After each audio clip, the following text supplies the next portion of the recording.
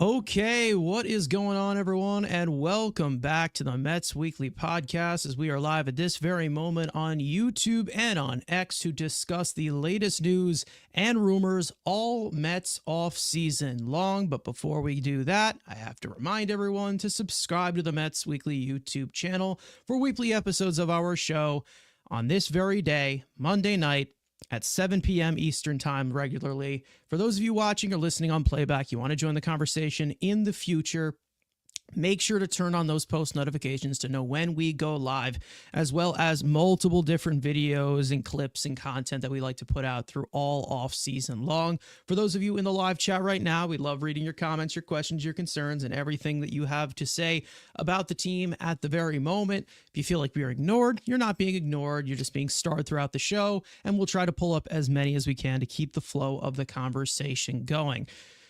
Some may also be saved for viewer questions at the end of the show. Follow Mets Weekly on X and on TikTok for future content over there. And for our audio listeners, make sure to follow us on all of your favorite listening platforms to not miss the audio version of new episodes that go up at 9 a.m. the following day. So without further ado, let's get into episode number 111. Now, this week in Mets land, I would say, had the most drama known to man of instant reports, counteracting reports, accurate reports of the Mets signing two players, which we will get into. I mean, there's so much drama that we have to unpack that I feel like we'll probably miss a few points. That's how much has been going on these last 7 days since we last had our podcast. We went live, me and Frank. Frank, you're here on back-to-back days for signings. We'll break them down a little bit more in this episode, but boy, it really is getting close to spring training, getting close to pitchers and catchers reporting, and there still is a lot left to be desired. Let's just say that for the Mets offseason. It has been a crazy ride, and this week it has been nuts.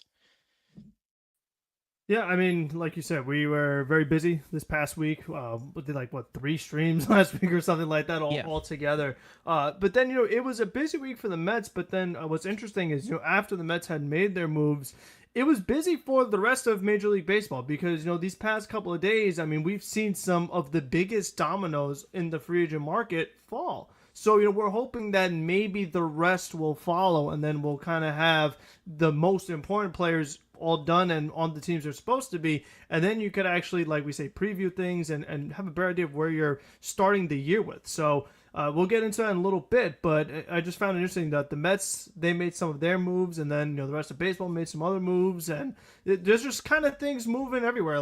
Whether it's pitching, hitting, you're seeing a lot of things starting to come together. So I'm glad about that because, as we know, it's getting, February is next week. So, I mean, we're getting just very close to spring training, as we know, pitchers and catchers reporting and things like that. So, for me, I always would like, ideally, to have the team that I know I'm going to use by the time that happens. So, we'll see if that happens. But, I mean, that's kind of would be my hope. I mean, we'll see what happens because I think that right now it's getting a little tense. I would say in regards to, one guy named Pete Alonso, who we'll get into this entire offseason, which has been, I mean, we kind of expected it given the market, but I mean, it just continues to be every single day. There's just something new out there, screwing with Mets fans' emotions, screwing with the mindset of everything. And nobody even knows what is true at this point. Seems like the Mets keep this thing behind closed doors. Andrew, it seems like, a guy that you really are very fond of. It seems like it's it seems like it's a little less likely that he comes back. You weren't here last week.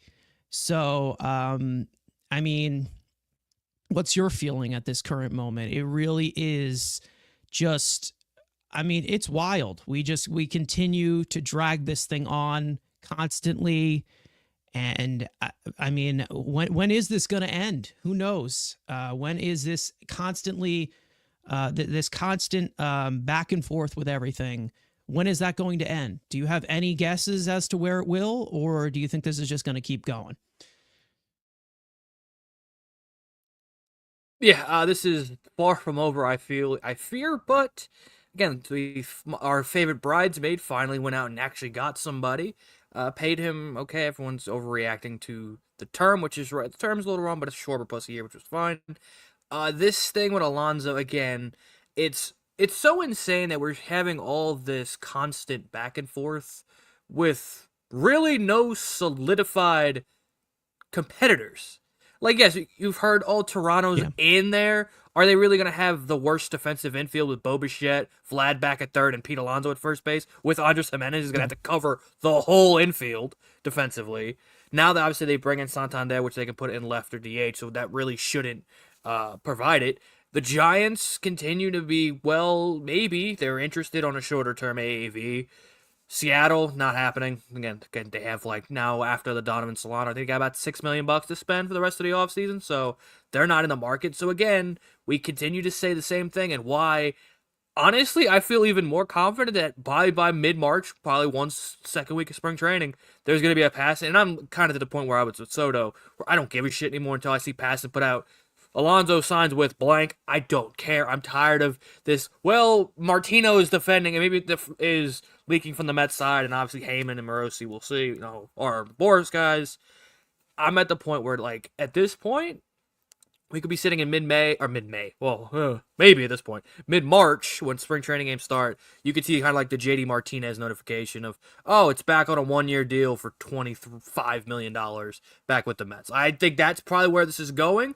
Again, unless Toronto is straight up just drinking all the damn stupid juice, and they want to have the worst defensive team in baseball, put Vlad back out there, and then if they don't sign Vlad, maybe that is their pivot after the first day of reporting for spring training, and there's no deal. I think that potentially becomes an option, but at this point, it just seems like Alonso and Boris are fighting uphill of, does anybody want this guy? But again, Stearns is playing it right. He gave him a market value deal, and if that was reported, which was reported, the deal he put on the table, it's at market value. Call it an underpay. Take your orange and blue glasses off for 2 seconds. That's what he's worth. And they've taken the deal off the table supposedly. So again, Boris and them can't even be like, well, now I have a 3-year offer. No, that's off the table from the Mets. They're gonna be like, just wait this out. Come crawling back once spring training starts, and he'll be a Met. I still feel, if you're giving me a percent, I still think probably 60% he's a Met. But again, there's that wild card of maybe an injury here from a team in spring training that first week could change everything. Just like with pitching, one team loses the first baseman, then there's a new suitor. But again, it just how the field as of now looks, I still think this takes a while. But at some point, I still feel he's going to be a Met on a 1-year deal. Yeah, you never know what the situation's going to end up being.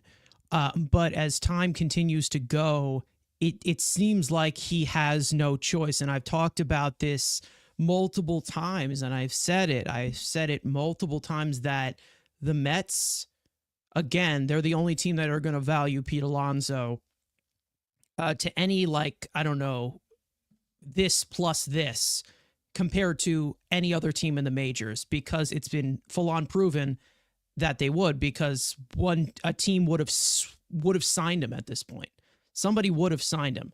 Not to mention even some franchises that have been known to be not very smart spenders. We saw that the Angels offered him 2 years, $50 million, and that is less term than the 3-year deal that he reportedly wants now or is considering now. So again, right now, his market is forced into a corner as to where, when it comes to the Mets right now, it would literally just be them bidding against themselves. The problem is that right now, the way that you're looking at it is there are no other offers on the table. So personally, from what I'm hearing, the only thing holding this up is Pete Alonso. So the fact that seems to be what he wants and not particularly what the Mets want, and that's the reason why they're so far apart right now. But again, I say this every single time, no matter if Andy Martino brings out a report or not, go find a better offer. It doesn't seem like he does find a better offer. So let's actually get into what has been going on this last week in regards to Pete Alonso, because there's pretty much like a tale of, I don't know, two halves in this week. And then also backtracking and this and that, and Mets fans just going all over Twitter. I mean, so hectic. We will try to recap as much as we can. But as for Pete Alonso, for a majority of this week, we thought he was El Gonzo. I'm sorry. Whatever. Anyways, the Mets signed Jesse Winker, and we will get into Winker and the Mets outfield situation as well, because there is some other things that we can plug into there. But when it comes to the signing of Jesse Winker, immediately after that, Andy Martino went on X, being the bearer of bad news that he loves to be for Mets fans, or maybe it's just some kind of sucky convenience in that great. He said that the Mets have pivoted to Plan B post Alonso. They now consider it the most likely outcome that Alonso will sign elsewhere. Now, as for all of the information that flowed after that report came out, and I believe we were live for that when that all came out, so we were a little bit confused in the matter. Joel Sherman on the New York Post talked about the Mets' offer that they gave to Alonso, calling it basically a last-ditch effort to sign Alonso by offering a 3-year contract in the $68 to $70 million range. And that was and when that was rejected, they began their pivot away from the slugging first baseman. We also had Will Salmon kind of correctly, as of note of the conditions of the contract, corrected later that night, saying that the Mets countered Alonso's initial 3-year high AV offer with opt-outs by proposing a straight-up 3-year deal of their own, not including opt-outs. And the Mets were willing to go a little slightly higher, and Alonso ended up rejecting that offer. The Mets also had a little bit lower of an AAV offer, apparently, that they gave with opt-outs, but he also said no to that. So we're not really sure which one is which one is the 68, which one is the 70. We don't know what the full-on specifics of it. Maybe we'll do a little bit of a recap, because I do have a little bit of notes that I've been keeping track of what has been going on with Alonso's free agency for the past few years. And then Ken Rosenthal also kind of put it right on the money as to where some things that we have also been thinking recently. On Foul Territory, he said that I'm not convinced that the Mets want Pete. That wasn't an offer that he was going to take. And if the Mets really wanted to re-sign him, they would have made a more persuasive offer. And then, as for what we thought for the last few days, everyone going nuts. Everyone thinks that the Mets are lowballing Alonso, and everything is this, everything is that, whether you think so or not, whether they need to keep Alonso or not.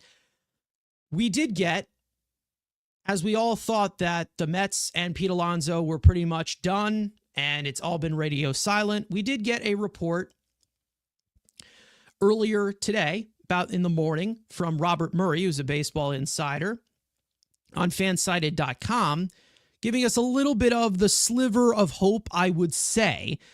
This is what he said directly from his article, saying that the Pete Alonso sweepstakes have taken many twists and turns this offseason, perhaps none more than so on Thursday, when reports surfaced that the slugger was increasingly unlikely to return to the New York Mets. That belief stemmed from a reported 3-year offer in the 68 to 70 million range is valid.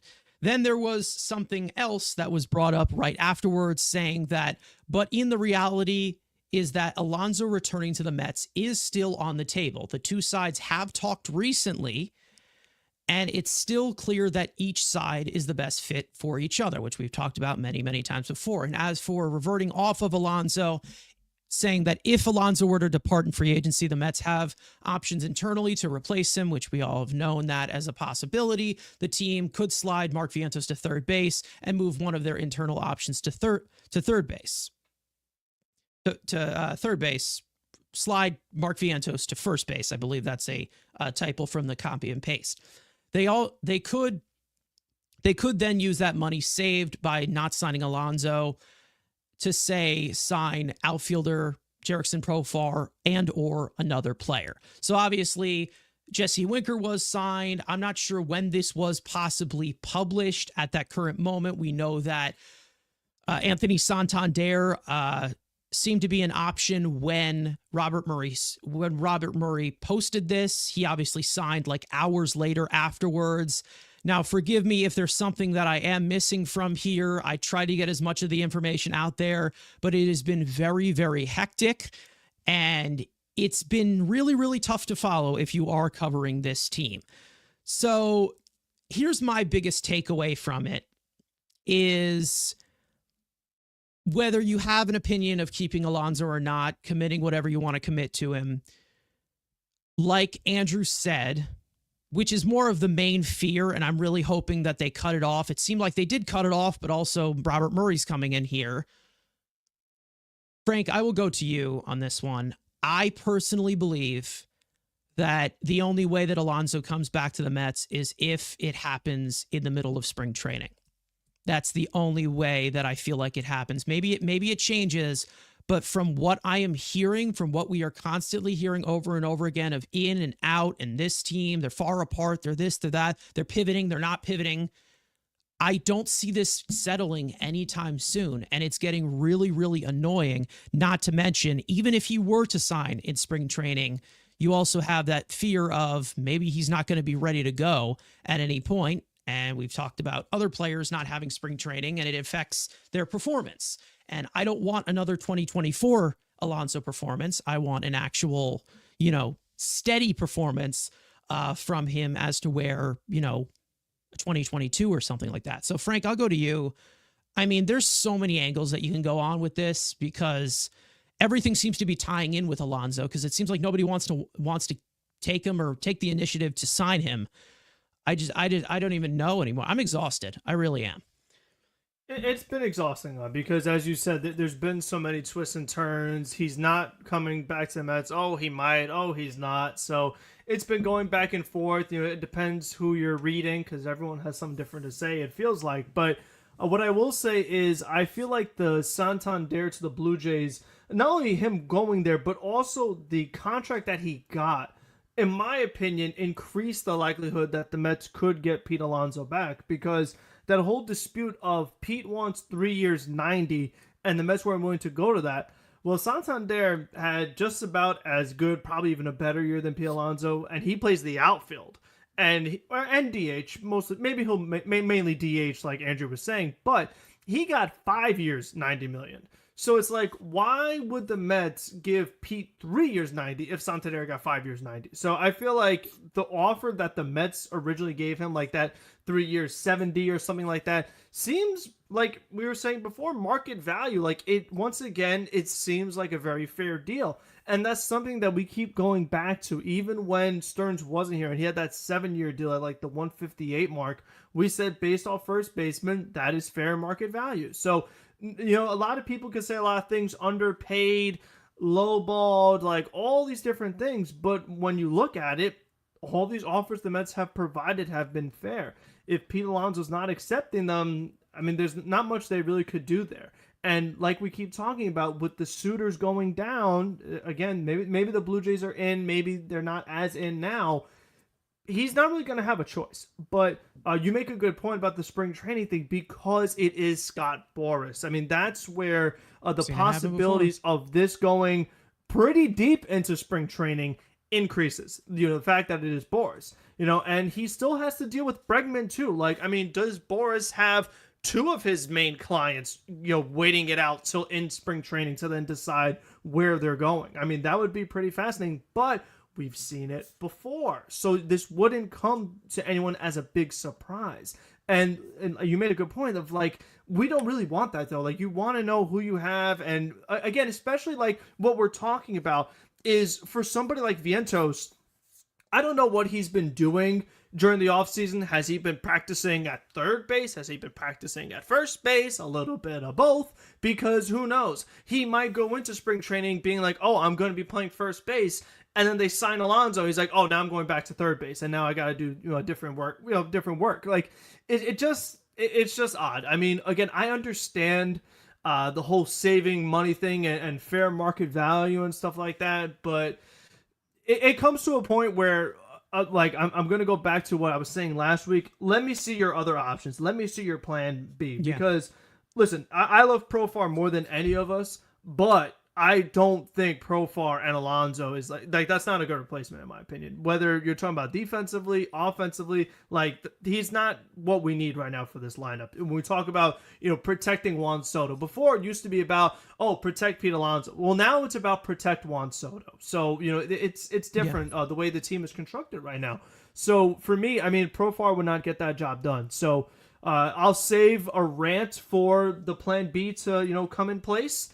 If it doesn't, then I will have a big rant, but I'm still trying to just wait and see what they're going to do, because if they are so confident that maybe it's still like, we'll wait for you to come back around because no other team's going to give you what you're asking for, maybe he will just end up coming back, and then, we get frustrated about nothing if he ends up staying.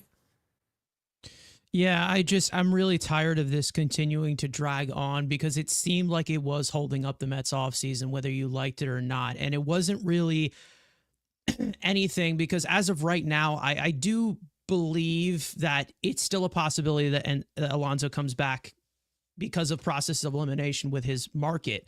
But the problem is, I believe right now is the Mets are looking at other options right now and kind of preparing for, not having Alonso on this team, which is very, very valid to do. And I understand that looking at this lineup, it's rough, but again, the guy who is holding this up is not Stearns. It is not Cohen. It is not Boris. It is Pete Alonso who is holding this up. And I understand for Mets fans or anybody, it's really, really hard to hold your guy accountable, especially for somebody who could set the franchise records on fire.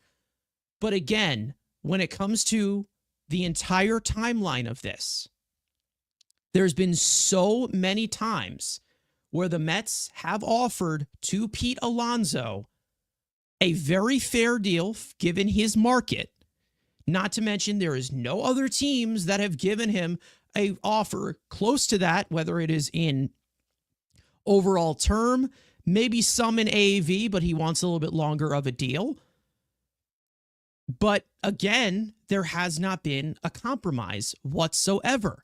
And not to mention, again, I can't stand this as to where some Mets fans, they come in here and they're like, oh, well, Pete Alonso's done so much for this franchise. How are you lowballing him like this? Well, guess what? Andrew, Frank, didn't Pete Alonso swing at every low ball last year and he was terrible? So maybe have a little bit better of a year than you did last year, and maybe we'll be having a little bit different of a discussion. He didn't have a career year last year. He had the worst year of his career to his standards. Was he still good and a plus? Sure. Still wasn't great. Still was one of the worst players with runners in scoring position last year. So, again, I understand why people are upset about it. But again, when it comes to the current moment, nothing to do with 2019, nothing to do with the 2 home runs, 2 home run derby titles, nothing to do with the all-star stuff, nothing to do with all of his 40 home run seasons. It has nothing to do with that. Because right now, it's about what can he provide going forward. And what he can provide going forward, it's on the downswing right now because of the last 2 seasons that he has had. I'm not saying that his career is completely over. I'm not saying that he's one of the worst players in all of baseball and he's Chris Davis. No, I'm not saying that. But what I'm saying is the trajectory that this is going, him being the third highest paid first baseman is the best he's going to get. If he wanted to get the highest first baseman contract, if he wanted to get that Prince Fielder type of AAV, that Prince Fielder type of term, why don't you play better in 2024? Which we talked about it throughout the entire season as it was going on. You want your money, Pete? Show up. You want your money, Pete? Show up.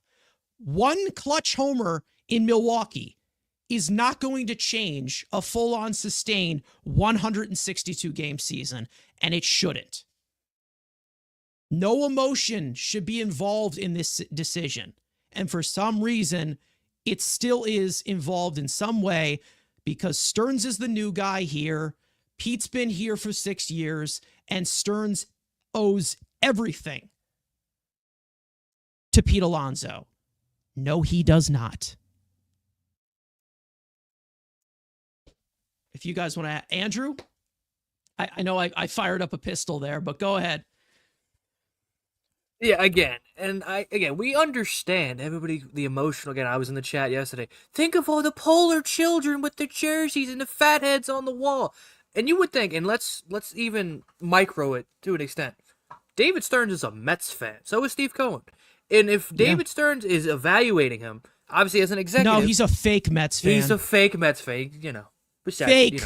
Fake. He doesn't like him. Oh, what was the one tweet that I saw or something? Somebody had a theory that he's more of a right guy than an Alonso guy. And that's why he wants a new third baseman and defense at third base. And Brandon Nimmo's better than Pete Alonso, but who cares? You don't see me fucking putting that narrative out. Even though I did find it funny, and I'm literally, I hope he doesn't sign because I can go down and say Brandon Nimmo could be the greatest homegrown Met of all time. But we're not ready to have that discussion yet. Besides, get back to the polar bear himself. Again, I understand fans' frustration, and again, having the richest owner in baseball just whip the money out like it's monopoly money. But again, he can still be here. It's just the fact that everyone wants it right now. And yes, I am the least patient guy of the guy on this crew. I can't stand. I'm fat. I'm gonna be dead in 2 years. I don't care. I want to win a World Series. But the fact is, I'm willing to wait. One, we're not playing games that mean anything until the end of March. Are we playing games tomorrow, guys? We have to have our opening. Again, did we see the roster on open day last year be the same opening day, the same lineup and roster that played the Dodgers? So there's always going to be this movement of say, well, as of right now, it's not a perfect roster. Brett Beatty's batting probably fifth in this lineup. I'm kidding, but he's in the lineup. That's not going to be the opening day lineup. There's still a month and a half until that has to happen. So the fact that I get the fans want it, Stearns is doing the right thing. He's not going to be like, well, look at the back of the baseball card. Every year's 30 and 100, even though his exit velocity has just gone down a little bit. Obviously, he can't play defense to save his fucking life. His ground ball rate shot the hell up last year compared to his normals. There are signs of regression, but again, it's okay. And again, with the market, he's playing it right. You want to bitch and moan because, he's being cheap, whatever. Here's the other thing, which everyone's like loving it. Everyone's like, Steve Cohen needs to get involved. What the hell does Steve Cohen need to get involved for?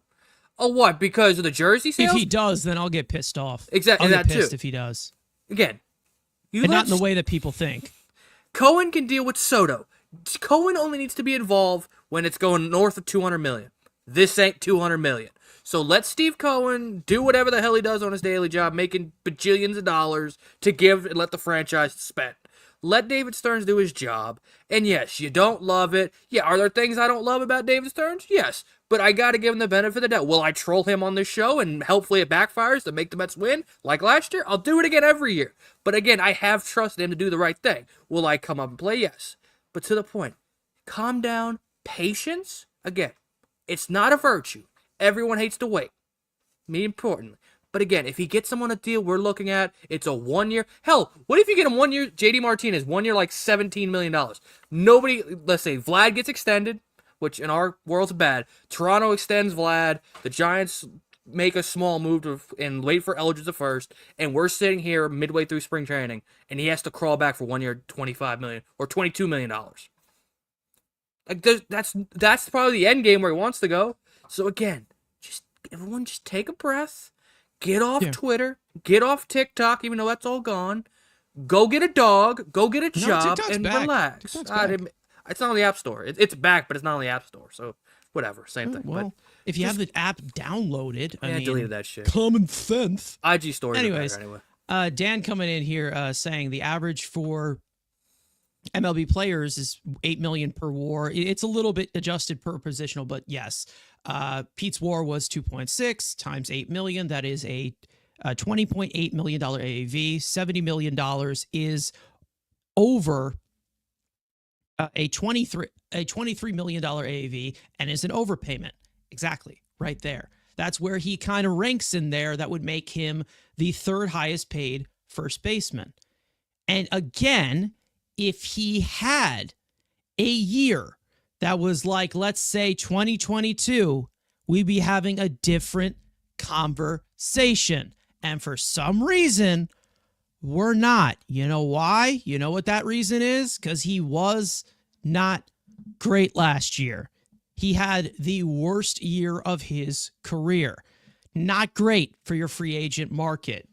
And we've already seen teams being hesitant to give him this type of deal or this type of deal. And we're seeing his market continue to decline. We have seen so many teams trade for first baseman, sign first baseman that are not named Pete Alonso. So again, I said I was ready to come on to this platform today and say, retract my statement that Pete Alonso is going to be a Met whether he likes it or not. Well, guess what? At the current moment for most of the week, we really thought that, okay, maybe I stand corrected as the Mets are pivoting to other things. Then we get this report from Robert Murray. We also had Andy Martino reiterate and say that there hasn't been really much movement either because it's Andy Martino being Andy Martino and getting all defensive like he does. But again, I don't want this dragging out to spring training because it's not going to be good for the Mets and it's not going to be good for Pete Alonso. It's not going to be good for either side at all. So it's either they get this thing done at one point in the next week or two before pitchers and catchers arrive, or then it's going to become a problem. Because if we do end up getting Pete Alonso in the middle of March, am I really going to be happy about it? I mean, yeah, maybe you add a bat there or whatever, but it's still going to hurt their chances because if they're going to need somebody like Pete Alonso to perform like they needed him last year to do it, it's going to be even tougher now with him cutting into his spring training time. Unless Pete Alonso is the magical home run derby champion and he doesn't need practice like Allen Iverson. Like, I don't know what to tell you. It's all really right now. It's not looking good for Pete Alonso. It isn't. It's not looking good for him. And once he finally realizes that, it seems like there has been some compromise of him willing to go to 3-year deals. But, I mean, what else? I mean, it's all really held up. Like, I mean, before they signed Winker and Minter, and you know that Pete Alonso's been the one holding this thing up. Before they signed Winker and Minter, they did not make moves for about, 3 weeks.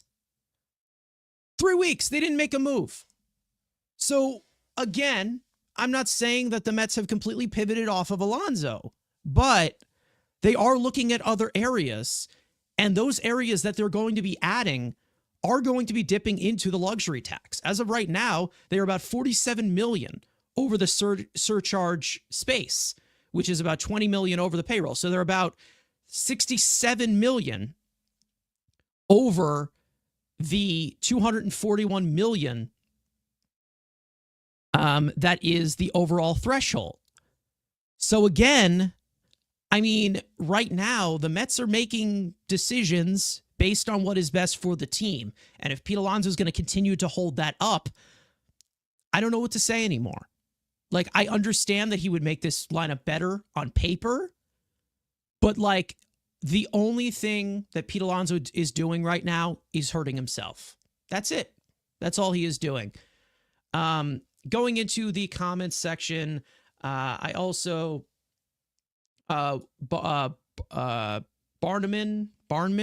I don't know if I'm saying that correctly, saying that, hey, what happens when you go through all of this with Pete, finally get a deal done, and then he has another terrible season, which is exactly what I said. It's like if he ends up signing mid-spring training, it's going to affect his performance. We know it's going to. Because, again, he had a full spring training last year, and he did not perform well. So what's going to happen if he arrives to spring training late? it's a problem to me. I just, again, Josh coming in here saying handfuls of Mets fans want Pete back because of the wonderful home run in Game 3 of the wild card, but those are the same people who advocated for his removal before it happened. Again, let's not forget that game. And again, this is a moot point. It really has nothing to do with his negotiations, but it seems like to be the main foundation of why people want him back, and not for the right price, just to throw money at him. But like, again, he was having an awful game. He wasn't having a good series either. He tripped over his bat in Game 2, I'm pretty sure. He dropped a pop-up. He struck out. He was trying to play hero ball that entire game. One swing completely changed that, and we will be forever grateful for it. But are we really thinking that, like, oh, well, every time he faces Devin Williams, every time he faces every single one of these elite closers, he's going to come through like that going forward because he did it once? I mean, who knows?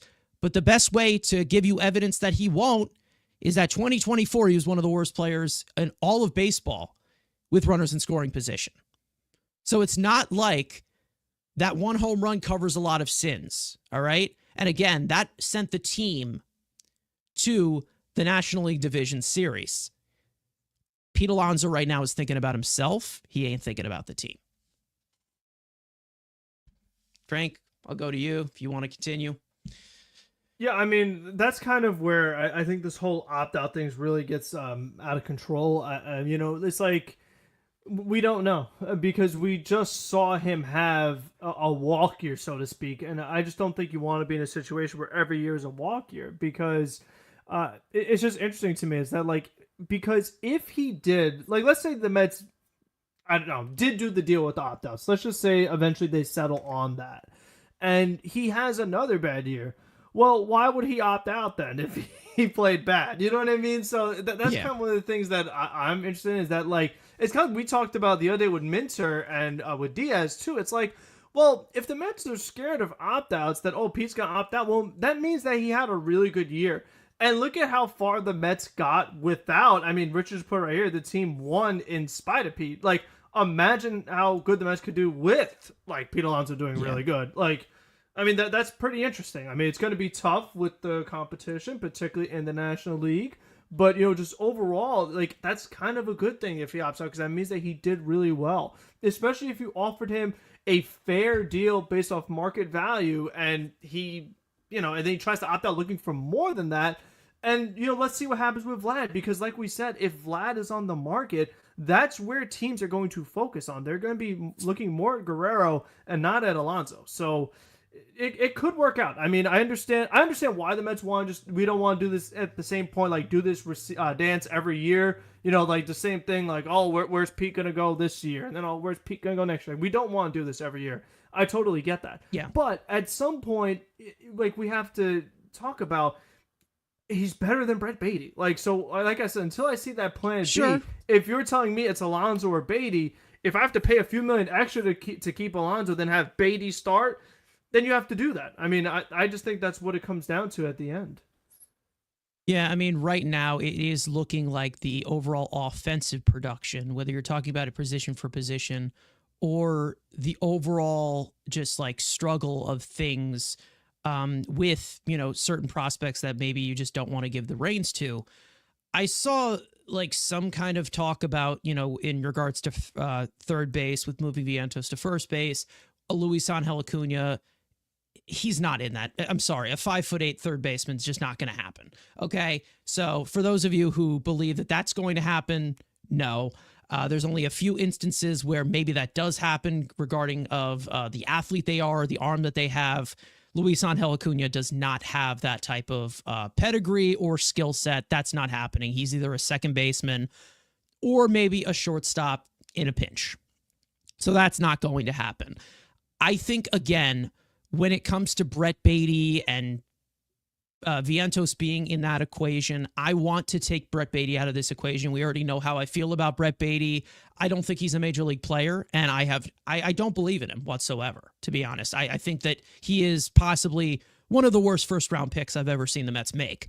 But when it comes to, and that's saying a lot, But when it comes to so maybe it's maybe that's a video for another day. We'll do that. That's a video for another day. But again, when it comes to the overall thought of Vientos at first base, who I think it would be a decent way to replace Pete Alonso in aggregate. Kind of. You never know if he's going to be figured out a little bit. I think he made good enough adjustments as to where he can still be a productive hitter in the second year. But when it comes to, okay, yes, chat, I was just exaggerating when it came to first round picks. But I know everybody wanted to jump on the grenade there, but okay. Anyways.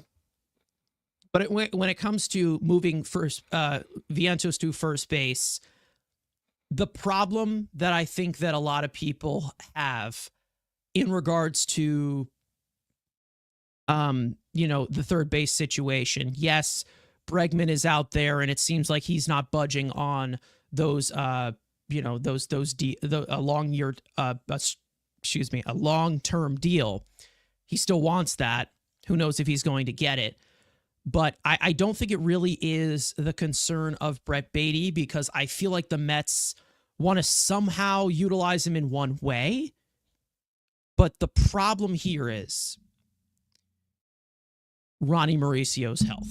That's the real problem that you're looking at, because, again, the ACL tear, we know that for some of these toolsy players, it takes a while for them to get back. Maybe Ronnie Mauricio, if he had the full recovery time, when he did recover from that, or if he does recover from that and he comes back like we expected him to be, maybe he does struggle. And maybe, the next year, maybe he starts to hit his stride or whatever, if you were to go on that timeline. Because he is still young and you never know. But the problem is it's even slower than we expected it to be. And there's a possibility that Ronnie Mauricio is not ready for spring training. It's possible. It's possible that he's not ready for spring training. It's possible that maybe we don't see him throughout all spring training, because you never know. You don't know, because it continues to go as slow as it is. So that's the main reason as to why it is such a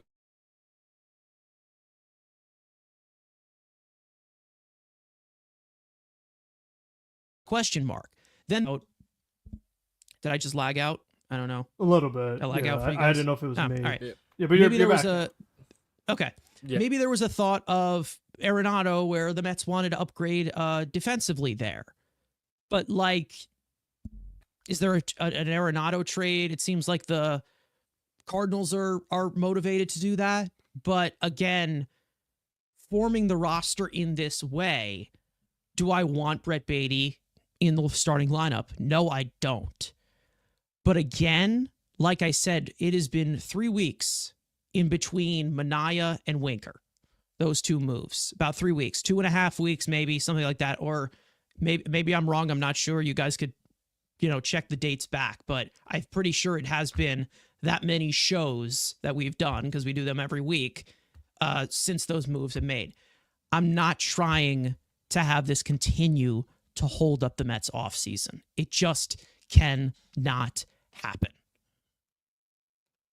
I get it that Brett Baty's not good, and I don't want him in the lineup whatsoever. And I wish that in the best way possible that Pete Alonso, comes back, whatever, we're ready to go. Let's try and win a World Series. I would love to see that. But the problem is, who's holding that up? Who's holding that up? Andrew, would you like to tell me who's holding that up? I don't think you want me to say it, because the chat will get pissed off because I got something ready, but I do have something on the Arenado thing. And that was spoken about down here. And the fact that obviously Mozeliak has outright said his number 1, 2, 3 in priorities are getting rid of Arnold and Arenado. Just great leverage play, John. God, I fucking hate you. For just not just Tommy Edman, just what you are. But there were some things down here, sports radio just yapping, sports radio does. And the Mets were brought up because Arenado, he was on that original list. And the fact that St. Louis's outfield is so fucking ass. It's Lars Nootbaar, a noodle of speed demon if it's Michael Siniani or Victor Scott, and they don't really have a left fielder right now. Jordan Walker, you could say that, but if Arenado is moved, Gorman and them, they could potentially have Contreras at first base, but they would like to move Walker back to the infield. There was a thought because of maybe taking on the Marte deal. The 1 year of Marte to stick him in left field in St. Louis, where Arenado would go to the Mets, obviously pay some money down. I think they projected they pay the deferral payments out, and the Mets would get Arenado. The Cardinals would take on Marte, and I think they wanted a sweetener, like they said a low level pitcher like Tyler McGill. They were just yapping. Again, this was just kind of what the St. Louis radio sphere was talking about. And then even Evan brought it up on his podcast. And it's true. I mean, it's an idea because St. Louis one isn't going to sign anybody. Plus, they need an outfield. I mean, again, Jordan Walker can play the outfield. I think they want to get Walker back on the infield. Like they want Gorman to play third to move Arenado to open up that position, even if it's for Walker as well. So, could that 1 year of $20 million, let's say you even out some of the money with Arenado, would that be kind of how I've said it all the time when I talked about the Marte videos? 2 bad contracts, but the other team needs that need where the other one needs that. Where the Mets need a third baseman, the Cardinals need an outfielder. Again, there might be some sweeteners and lesser, but that was kind of the basis of that we're talking about is, hey, Mozeliak just takes this 1 year out. It gets out of longer-term money in Arenado, and they get out of it early. Well, the Mets, yes, they have to take on. Then the Cardinals will pay the deferral money, which would be the Mets, whatever, 60. On the actual deal would have been like, what, 66 million or something like that, where the Cardinals pick up the deferred money, and then they take the Marte money on to move Arenado to the Mets, and then you got a sweetener. So that was something that was kind of circling. I wouldn't say it's going to happen, but at least it maybe has been brought up in Mozeliak's circle as well. So that was just something, nothing down, Mets and Arenado, it was an idea that was brought up that could potentially fill 2 holes for each team. Fill a hole. I get it, a need for need type of thing, because it seems like the Cardinals want to compete, or they think they can compete. They just want to get younger. They just want to get. They want to get younger. Yeah. So yeah, Starling Marte probably would not. But be again, it's their thinking. Their thinking is they get out of money faster. They get out after the year. Yeah. The Mets get the longer term money. That's what they would be. All right, we'll take the 1 year on it. You take the 3 years of Arenado and the deferrals or whatever. $3 million a year deferral for 10 years, whatever the fuck it is. But yeah, that's we have it along the bottom. We do have it along the bottom that there was a report that came out from Pat Ragazzo.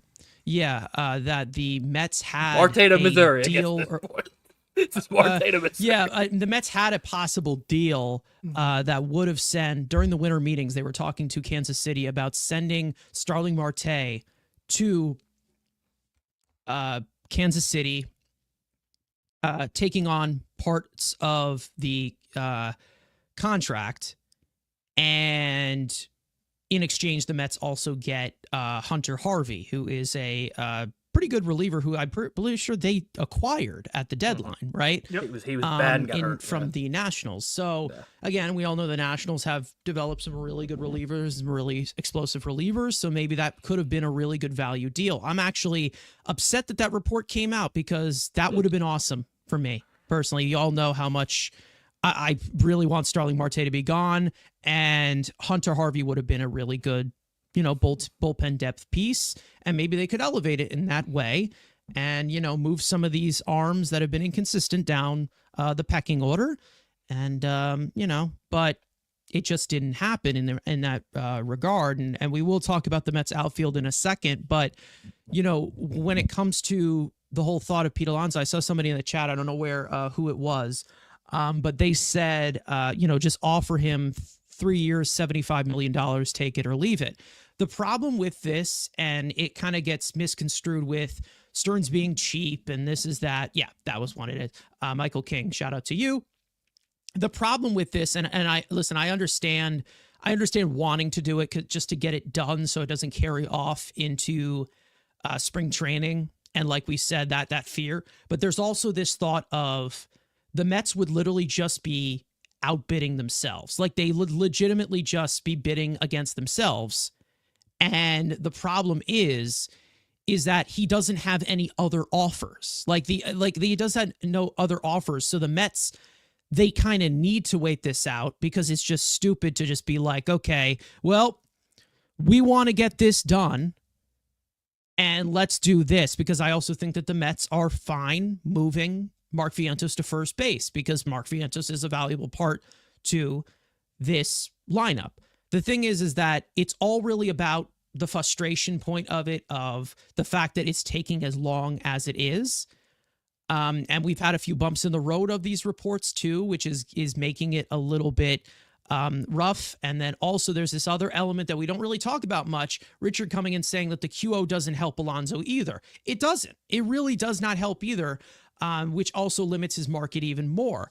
And I feel like the main reason as to why it looks like Stearns is being cheap and Stearns is lowballing Alonso or whatever, the reason why it looks like that is because of, again, that emotional attachment as to where, okay, well, the Mets are, the Mets have had Pete Alonso. He's one of the best hitters that they've developed or whatever.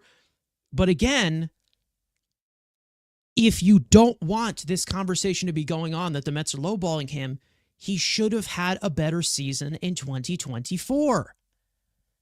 Again, we're talking about right now. What is he going to do for 2025? What is he going to do for 2026? That's a lot of things that somebody like David Stearns looks at. Guys like Clay Holmes in the rotation. Guys like Frankie Montas, this upside, this whatever. What is he going to provide here? And they're spending this in a smart way. They're spending money. They are spending a lot of money. But they're spending it in a smart way. It's not like Billy Epler, his strategy doesn't work. Stearns is being smart with this money. He's not being cheap. He is being smart with it. Because if he is being cheap, then Frankie Montas probably would have gotten $17 million a year. He probably would have gotten $14 million a year for his actual effort. But pitching being expensive as the way that it is, he looks for that upside. And it's the right way to look at it. It's the competent way to look at it. Is it the boring way to look at it? Sure. But again, Epler is not a better GM than Stearns because he didn't keep you bored during the offseason. And once again, the goal ain't to win the offseason. It's to win in the season. You can have all the names you want, but it needs to be the right fit. And again, Pete Alonso, in regards to the money that he can get, who knows? Juan Diaz saying these bargain shopping deals, they don't always work. These big high-profile signings also don't work too. Some of them don't work either. Either way, something can go wrong. Either way. You're taking that risk with everyone. I'd rather have the flexibility to get out of it than just constantly chucking money at everything. And again, this also goes for the point of Anthony Santander. I love Anthony Santander, one of my favorite players in this game, one of my favorite hitters in this game. You think I would give him 5 guaranteed years with a year 6 team option? No, absolutely not. You think I want to do that after seeing how that Marte deal has completely deteriorated? How I want to give that to Anthony Santander, who has less tools than Marte at his peak? Again, I think that it's a smart way to look at it. It may be tough to look at it from, well, we have the richest owner in baseball, just buy everyone. He already tried that. They failed. You want to do it again? You want to continue to do it again and just chuck all this money at all of these guys? Is there another $43 million pitcher that you want to chuck some money at? Again, the lesson has been learned. We talk about it again and again. I know the Dodgers, they make all these guys. But once again, they have the resources to do it. We don't yet. We don't have the pedigree to do it either. We need to build that. It's getting better by the year, but they need to continue to build it. They're not there yet. Continuing to do this. And again, we've talked about it before. And that was the one thing that we've talked about with Billy Epler when he was here. The definition of insanity is doing the same thing over and over and over again and expecting a different result. I'm pretty sure a pretty smart man said that originally. Don't know who that was, but I'm pretty sure his IQ was pretty high. It was Albert Einstein, by the way. Anyways, Frank, Andrew, you guys want to add anything on this? Because I feel like there's some things that we're missing because there's been so much that has been going on, and covering it weekly has been very, very exhausting, and I'm ready for it to end.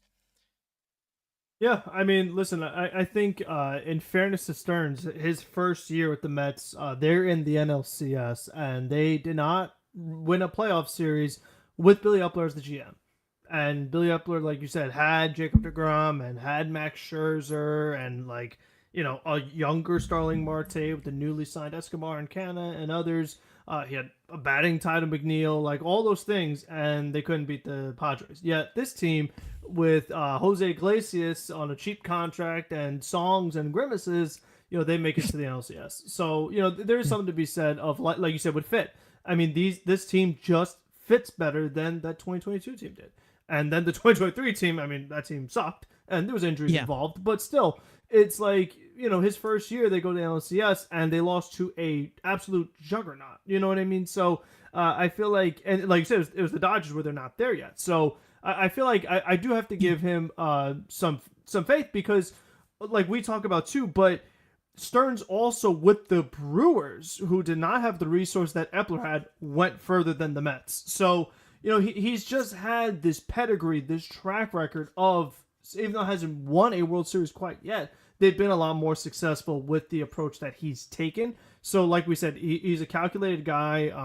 He's not going to do something like just crazy and irrational. You know, the crazy things that you see are Steve Cohen driven. Like, if it was up to Stearns, he wouldn't sign a 15-year, $800 million deal, but Steve Cohen would. So, you know, there's a little bit of both in there. Like Aaron said, when it gets to the big time, that's when Steve Cohen gets involved. But other than that, this has been a Stearns model of, you know, let's pick up a bunch of guys and then just kind of see where we're at the end of the year.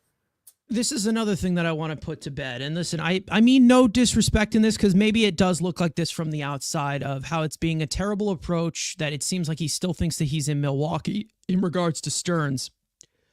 And Milwaukee never won anything with Stearns as the president of baseball operations. Now, for those of you who say that Billy Epler, you know, had a little bit more of the right approach, spending the money the way that he did, he has 0 playoff wins in 8 years as a GM, and then also fucked up the IL for a year and then ended up being suspended. So again, he's not that great of a GM either. Once again, when it comes to the Milwaukee approach, I want you to look at the Mets payroll totals that we have on the screen. Did he ever have a $317 million payroll in Milwaukee? To be honest, in all the years that he was in Milwaukee, add up all their total payrolls, it probably still won't be as sufficient to that. That was one of the lowest payrolls in all of baseball, and they've done pretty well. And again, you have the flexibility of Cohen. You bring in the technique of David Stearns. The first year that he was here, he got all the way to the NLCS. So I think he knows what he's doing. You think he knows what he's doing? Who knows? You never know. Maybe it was a fluke. Maybe it was a fluke. I don't know. But again, you never know. But I do think that they will continue to build on this. And hopefully that they do. Because there were parts of this season that they do need to make those adjustments too. And it seems like they've really tried to do that. The lack of star power, they got you Juan Soto. Lack of starting rotation depth, they got you quite a few different starting options. Brought back Sean Manaea on $25 million a year. He's not allowed to spend that much because he's David Stearns. He's cheap. So again, they've made moves this offseason. Not to mention accommodating to some of these moves as well. Juan Soto, not known as the great defender. Well, guess what? Guess who's going to center field? Jose Siri. Some of the best range in all of the game. So again, he knows what he's doing here. May not look like it. It may look like he's just trying to have a cheapo team. But again, what can I tell you?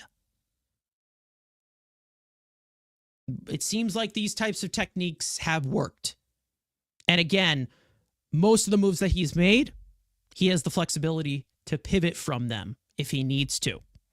So again, I don't know what to say anymore.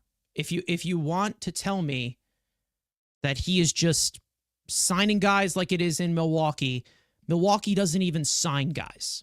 Milwaukee doesn't even do that. They make a few trades. Maybe they sign one guy to a 1-year deal. That's it.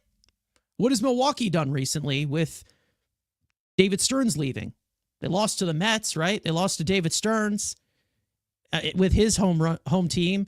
What have they done? They have traded Corbin Burns. They have traded Devin Williams. I mean, I don't know what to tell you anymore. And again, how do you know if they're bums? Is it because of their results last year? That's the thing. The approach doesn't always work. Well, the other approach didn't work either. Spending all this godforsaken money, it got you a 101 win season. It got you eliminated in the first round of a best-of-3 series. And then in 2023, it all went kaputski. They died. They dropped dead. All that money that they spent, they had to offload it. With the great mind of Billy Epler, who got you all of these prospects, and he's so amazing. Guess what? He couldn't get those without Steve Cohen's money. I've said this many, many times. Billy Epler just burns a hole in your wallet. Stearns uses his brain. Brain power. Knowledge is power. Anybody watch Schoolhouse Rock? No? Okay. Anyways. Okay. Now, speaking of those bats, they possibly could bring in. They did bring in a bat, and that being Jesse Winker. We talked about this live when it did happen. It was kind of foreshadowed and overshadowed by the whole news with Pete Alonso and how that went on. But when it comes to Jesse Winker, the Mets outfield depth chart gets a little bit deeper, even though he's not known for his glove, but it gives you another outfield option. It seems like the Mets are still looking at that outfield market because we've talked about, Jerickson Profar before. Santander went, of course. There are some other guys out there that maybe they try to plug in, but I'd say that Profar is probably the most likely. But as for when it comes to Jesse Winker, we already know Jesse Winker has made it public for this entire saga since 2019 with Mets fans that he love Mets fans. He's gone back and forth with them. And it's like this friendly, brother and sister, brother banter back and forth. And he loved being here. We obviously know he loves the big atmosphere and the big stage. So again, bringing in Jesse Winker, I think we can all say, fill in the blank right here, it's a match made in heaven. Jesse Winker is back on a 1-year, $7.5 million contract. It has up to $1.5 million in his incentives, a 1-year, a $1 million signing bonus. And as for with adding Jesse Winker back into the fold, the Mets outfield depth chart gets a lot deeper. And then also it brings up some question with some players, who I will be referring to in a second. But of course, Juan Soto coming in with his mega deal. I think he's going to start on this team. If he doesn't, it'll be kind of weird. Brandon Nimmo, who most likely will be just playing left field. You have Tyrone Taylor and Jose Siri, who will most likely split time in center field. Starling Marte is here, who did not play a great outfield, but most likely will be looked at as a DH right now, which is the only concern that we've talked about of bringing back Jesse Winker. Jesse Winker can also play the outfield. So you have 6 viable outfielders of their primary position outside of DH. If they were to DH, maybe Brandon Nimmo gets a few DHs because of the health scare that he had last year. You never know. We'll see. Maybe he slows it down in spring training as he usually does, and maybe they ease him in with the DH. Who knows? Other options, of course, we know Jeff McNeil has played the outfield before. Luis Angel Acuna has talked about as a possibility to play the outfield. He played it in the minors many times. And then another guy on the 40-man roster named Jose Azocar, who I don't know if he's going to be on the roster. I know some people don't even know who that is, but they did claim him off of waivers last year from the Padres. And of course, potential MLB debuts in 2025. Being Drew Gilbert, all depending on if he can stay healthy, his reps in AAA. You never know. Now, obviously, Jesse Winker coming back fills in more of the DH hole, fully healthy when it comes to the Mets roster. But then that also leads the possibility of Starling Marte being the guy against lefties at DH, who we've talked about that being more of a concern. And you just never know, the Mets being attached to Jerickson Profar, maybe or not. Andrew, I'll go to you first. Obviously, Jesse Winker being back. We loved him in the postseason. You're a big fan of Jesse Winker. I know there's obviously the concern of Starling Marte being plugged into this, which kind of is a bummer personally. But it seems like the Mets are willing to trade him. The whole outfield outlook, let's just say that, of bringing back Jesse Winker, because Andrew, you were not here when we were live when they signed him. So what are your overall thoughts of how you form this, how the lineup is formed, you know, the bridgeway to Gilbert? I mean, there's different ways that you can look at it, but Jesse Winker being back into the fold definitely deepens this depth chart, I would say.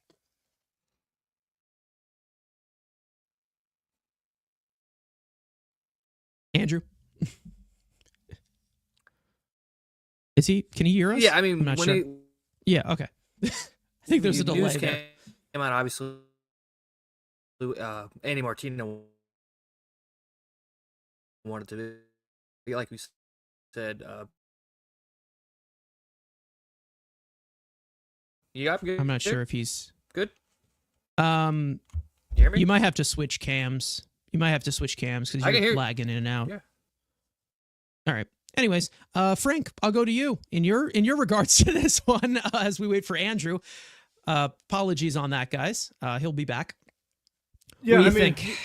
Yeah, we talked about Winker last week, like you mentioned. But for me, the real thing that I'm focused more on is the Marte thing. After, like we were talking about earlier, with the potential deal with Kansas City that kind of fell through. The fact that became public, I feel that, like we talked about how you should trade Marte. Now I feel like you have to trade Marte. The fact that went public, I feel like those are the kind of things that could ruffle feathers in locker rooms, where Starling Marte is like, you guys wanted to trade me. Everyone knows you wanted to trade me. Why am I here when you guys don't want me to be on this team? So I feel like now you have to trade Starling Marte, and whatever you get for that, if you could get bullpen help, great. But if you could just even get some young players, like we talk about high upside guys, like Andrew's talked about in other videos, but maybe the guys who were big time prospects, but they haven't panned out, or like guys that you think you could develop, or you could make some changes so that they can become like these Stearns reclamation projects, like trade Marte for reclamation projects. No, number one, you free up money to then you could also sign more relievers and things like that. But two, I just feel like those are the kind of things that could mess up a clubhouse, is when you're saying that, you know, we're trying to trade players and it doesn't go through and the guy just has to kind of stick around and you're just stuck with them. Yeah. Like, I mean, that could, and he's not going to be playing either. Like, that leads to a big time disgruntled player when you're getting paid $20 million to sit on the bench. Like, it's just not a great look at all. Yeah, trust me, I know about that firsthand. If you're a Rangers fan and you know who we're talking about, of a certain contract of a guy who was almost traded in the offseason and ended up playing through the season and coming back and winding his way all the way back. But when it comes to, you know, the overall thought of the Mets just moving on from Marte, like maybe there is a way, but right now it just seems like he kind of fits into the formula already of Jesse Winker does this against righties, and then Starling Marte is against lefties, which again, I don't want. We've talked about that as the only fear of bringing back Jesse Winker. It has nothing to do with Jesse Winker, and I think Jesse Winker would deepen the lineup very well.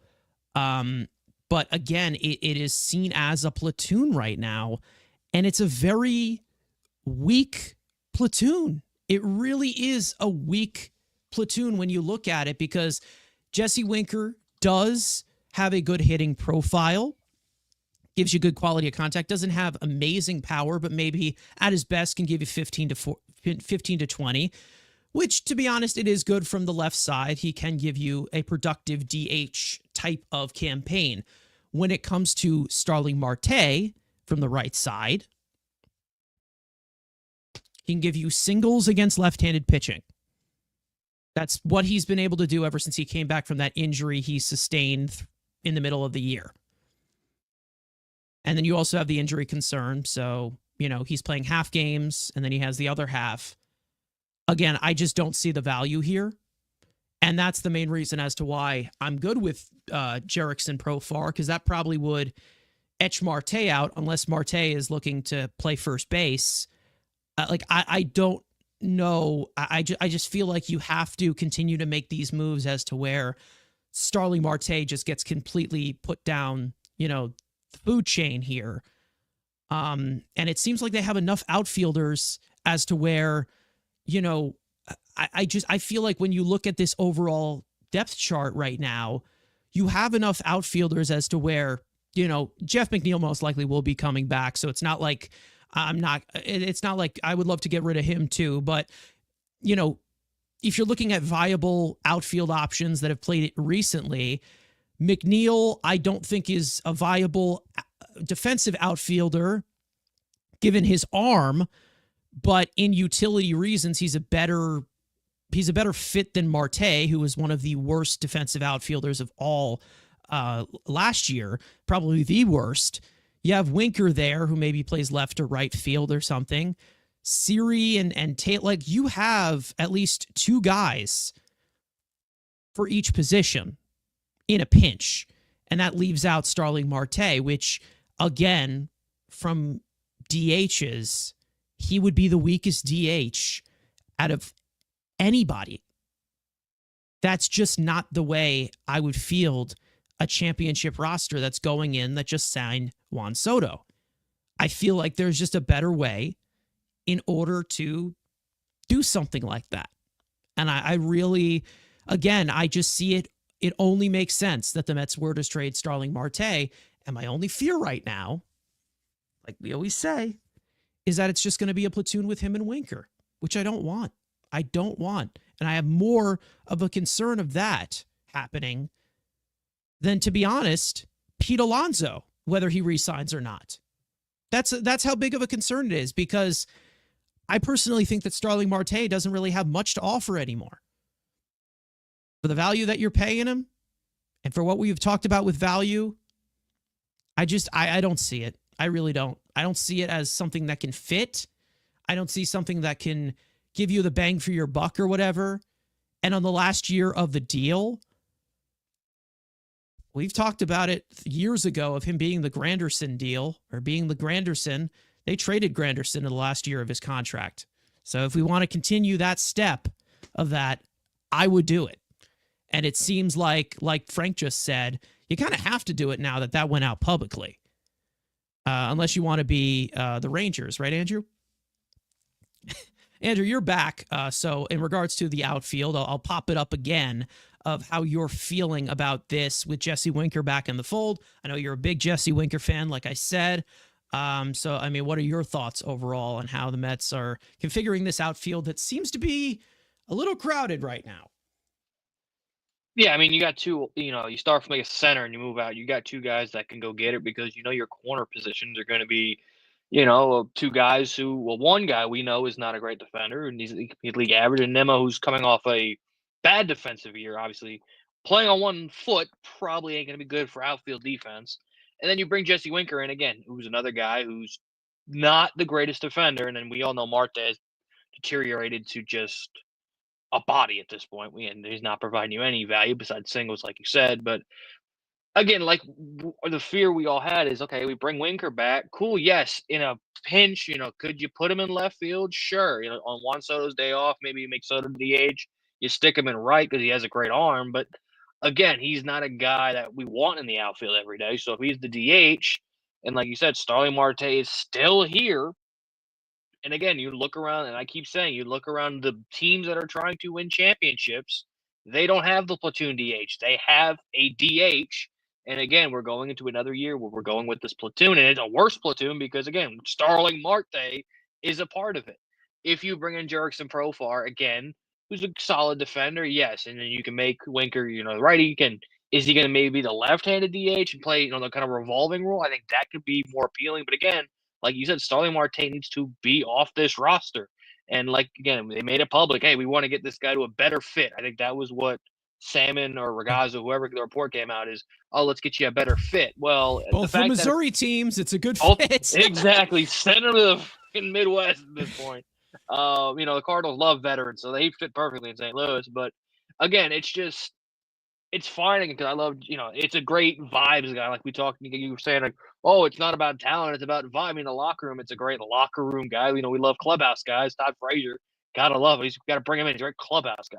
But you've said it's the team full of assholes, and he's kind of the king of it. And the fact that you can have a bottom of the lineup of Jesse Winker and Jose Siri, if they go back to back, what's the over under for home run trots? I'm gonna go 3 minutes. If they were to ever go back to back in a situation, they are doing handshakes with each other.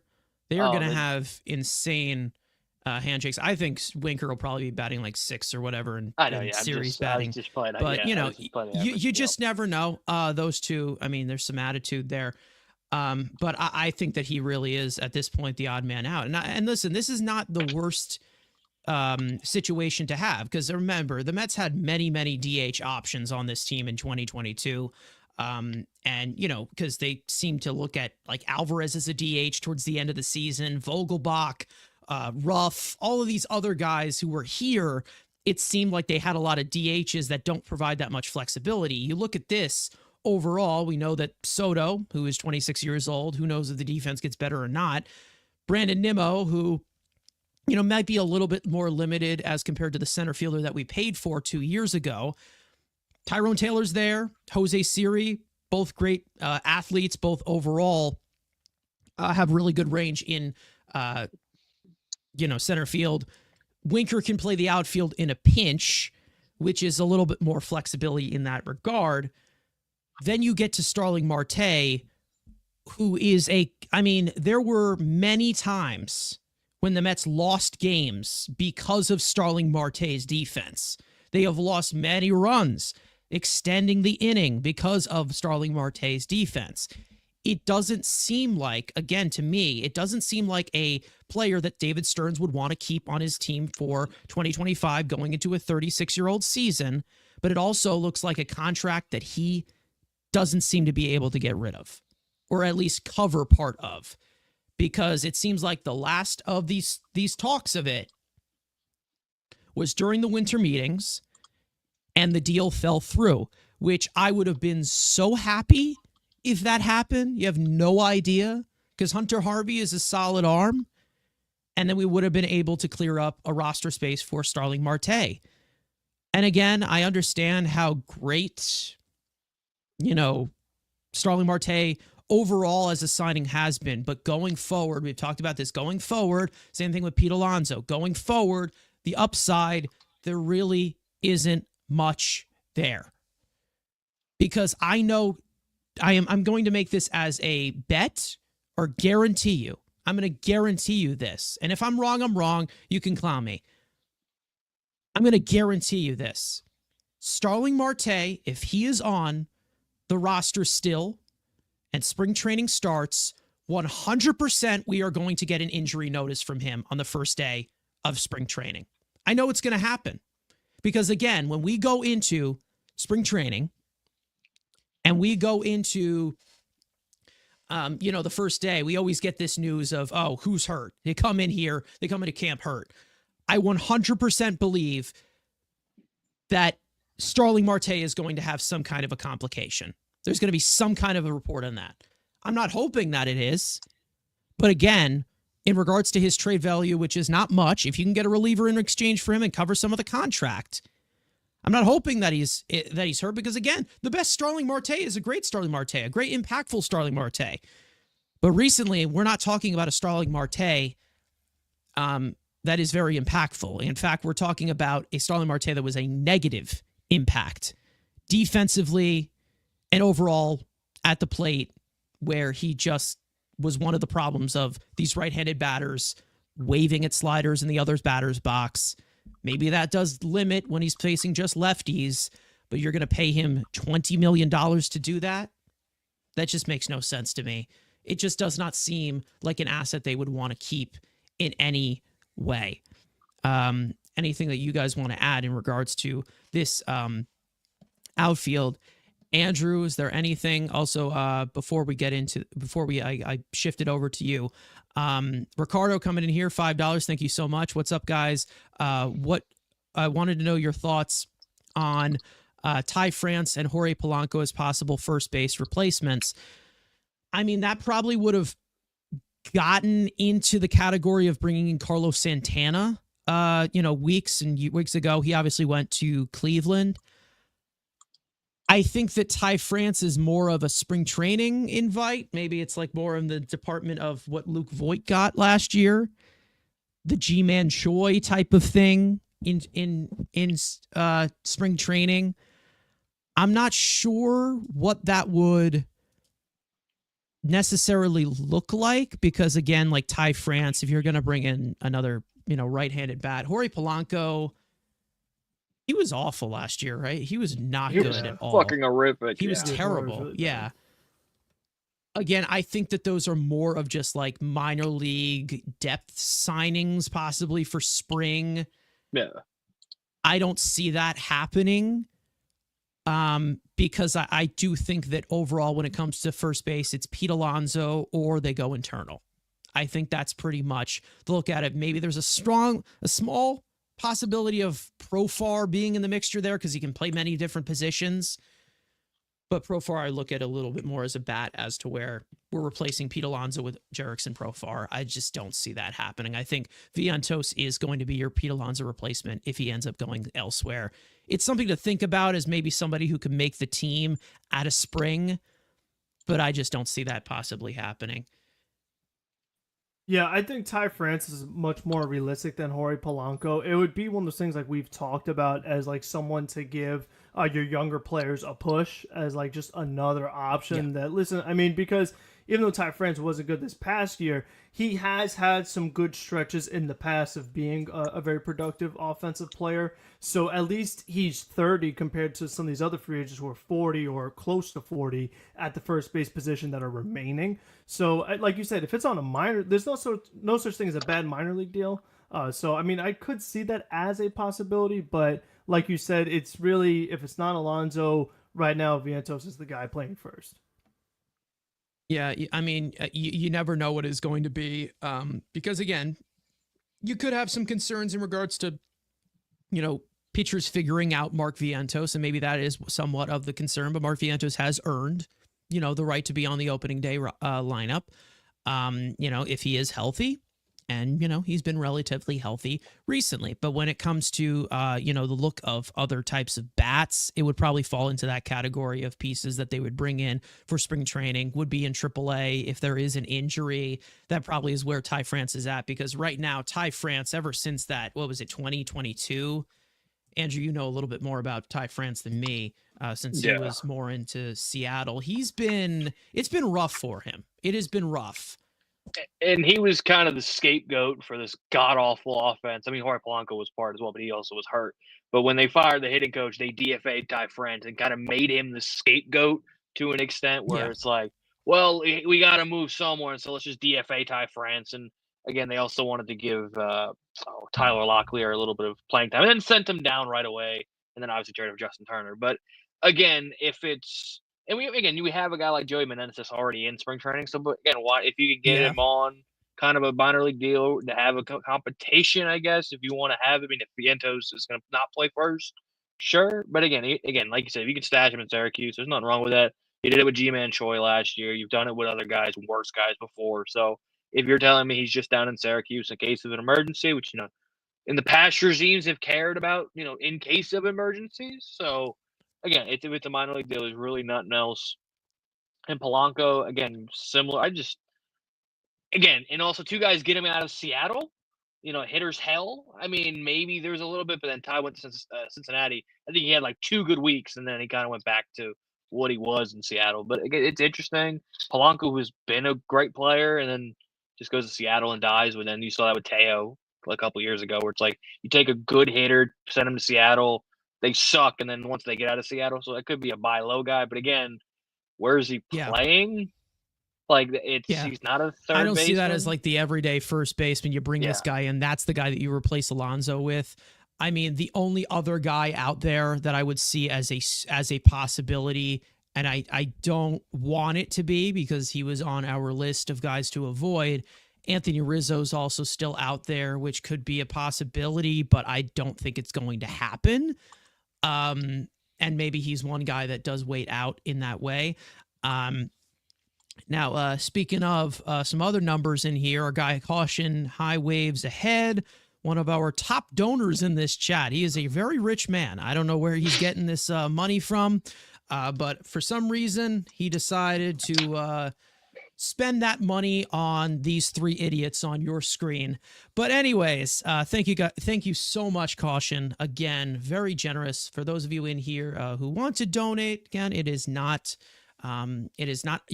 no obligation, but they are accepted and well appreciated. And again, passing on Rizzo. Again, I would pass on Rizzo too, because he is on that decline too. But again, with the establishment of a player, you also have maybe there's a Carlos Mendoza connection there with the Yankees or whatever. It's probably a little bit more of the upswing as compared to Ty France, he's kind of holding on to the brink of the major leagues. Cause like overall he's been a bat that exists. Like he got his decent amount of ABs on different types of, on 2 different teams last year in Seattle and Cincinnati.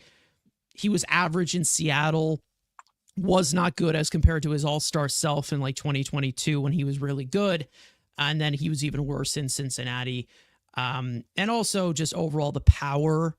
I'd much rather just look at Mark Vientos at worst. Most likely he hits. Mark Vientos at worst would hit maybe 20 home runs in a full season. When it comes to Ty France, you're probably getting like 10 to 15 at the best. It's more of just like the trajectory. I'd say it's very similar to the trajectory that you've seen from Luke Voit, another guy that the Mets brought in on minor league deals. He was in their system. Like overall, like maybe he has a little bit left, but he's not the hitter he was. And maybe he had a little bit of peak performance, but recently he's either gotten banged up or he just has not found that consistency. I just don't see that as a possibility. Ricardo saying, forgive me, guys, I'm grasping at straws here, thinking of replacement options. There isn't much. There really isn't. And that's probably the only leverage that Alonso would have over the Mets as of right now. But with Mark Vientos there, I feel like they are willing to pivot to that in regards to some possibilities. I think that there is a reality where that happens. And maybe if, Ronnie Mauricio's not healthy, or maybe if Brett Beatty does something, or maybe he's not good or whatever, maybe they look at the deadline as a possibility. Maybe there's an Arenado trade in there. Like, you don't know what they're going to look at in regards to the infielder, but I do think that some way, somehow they are going to bring in another infielder because Jesse Winker is not going to be the only bat that they complement Soto with. But again, I think that, whether it is Profar, whether it is Alonso, whether it is, some other bench bats such as Jose Iglesias, they are going to fill in another bench role. Because if you were to look at the Mets depth chart right now, I'm pretty sure that guy they signed on like a split contract, Jared Young, is still on their projected roster for opening day. So I do think that they are going to make somewhat of a move there. I don't know what it will be, but I don't know. You never know. Frank, anything you want to add? I want to move on to Andrew. Go ahead. Well, we're forgetting the best option here. This is a guy who's a former #1 overall prospect sitting out there for free. switch hitting bat. We've talked about it how many years now? Yoel Moncada's sitting right there for free. You want Yeah, that's another. That could. I mean, come on. Nah, that could be something. Again, we've talked about that in the sense of like Gio Urshela too, somebody who's been banged up a lot. We talked about that last year to push one of the young guys or whatever. It could happen, maybe. I don't know. Maybe that is a spring invite because of right now, his market's kind of. It's like Seattle's in his market. There you go. Yeah, Seattle's in his market. That's going to be their big free agency splash. Yeah. Bring back Mark Canha. He's 36 years old now, so I mean, who knows? But as for the bats, I do want to move on to the pitching market. As for some of you in here, we probably will go over the 2-hour threshold a little bit. But for those of you in here, like the stream, if you have not already, head over to YouTube if you're watching on Twitter. Because that's probably the best way to get most of our content and chat with us. Some of the Twitter notifications just don't come in, the Twitter messages. So if you guys want to join the conversation live, make sure to do that. Got plenty of you in here. Some of our highest viewership, I would say, for a while. So thank you guys so much for that. So Johnny K in the chat mentioned somebody that we will be talking about in a second. About Tim Hale, and I do want to get into him, but I also want to talk about another lefty reliever who the Mets also did sign this week, and that being AJ Minter. Now, we did go live, me and Frank, for this as well the day after the Jesse Winker signing, and we talked about how he kind of fits into this bullpen, deepening it a little bit, but I do want to do a little bit more of a full rundown on what the Mets are getting from AJ Minter, because there are a little bit of concerns in regards to his health as well. But I will say, when you look at the Mets, bullpen, and from some of the stuff that they struggled with last year, I would say that the Mets bullpen right now is in Minter condition. I will never stop doing these puns. I apologize. Now, AJ Minter, for those of you who do not know, they did sign AJ Minter to a 2-year, $22 million contract earlier on this week. It has a player option for 2026, which is the same AAV, $11 million. Now, a full-on rundown of some of his numbers. He did miss the last 2 months of the regular season due to a left hip inflammation, and he also underwent surgery in his leg as well as his hip. I'm pretty sure there was like some upper leg, something that they also repaired there. And I do have some stuff that I'll get into. But overall, the rundown for him last year still had a good year in that limited time where it was shortened in 34.1 innings pitched, a 26.1% K rate, did not walk many, was pretty much at the league average in that regard, a 2.62 earned run average, a 3.31 expected ERA in terms of quality of contact. One thing that is a concern somewhat, that being his fielding independent pitching, which is near 4.5. Was still able to have some decent control and command with the call strike whiff percentage almost being a little bit over 29%, which is well above average. There were a decent amount of home runs per 9, but again, he only gave up 6 last year, considering the smaller sample size because of the injury. If you were to look over at his overall setup, it seems like the stuff has regressed a little bit in velocity as we have talked about with his hip surgery, so hopefully he recovers from that well. He has a four-seam that can touch the high 90s, but it was pretty much sitting 94 to 95 last year. 17 inches of induced vertical break. From the left side, we've talked about it, vertical approach angle, want that hovering around 4, less than 5 is a good overall fastball shape. We've talked about it from his overall command last stream where they did sign him. It was a little bit rough for him, but he was still able to manage contact well from the 98th percentile in hard hit rate. Still was able to get good swings and misses, able to expand the zone in that regard, but a little bit miss of location definitely brought down the effectiveness of his stuff and a little bit lack of velocity. From the left side, it seems like he can pitch to left-handed hitters and right-handed hitters. He pitched better to right-handed hitters last year. They slashed 180, 184, 287, 316. He was also with his secondary stuff. It seemed like that was what he was able to contact manage better with.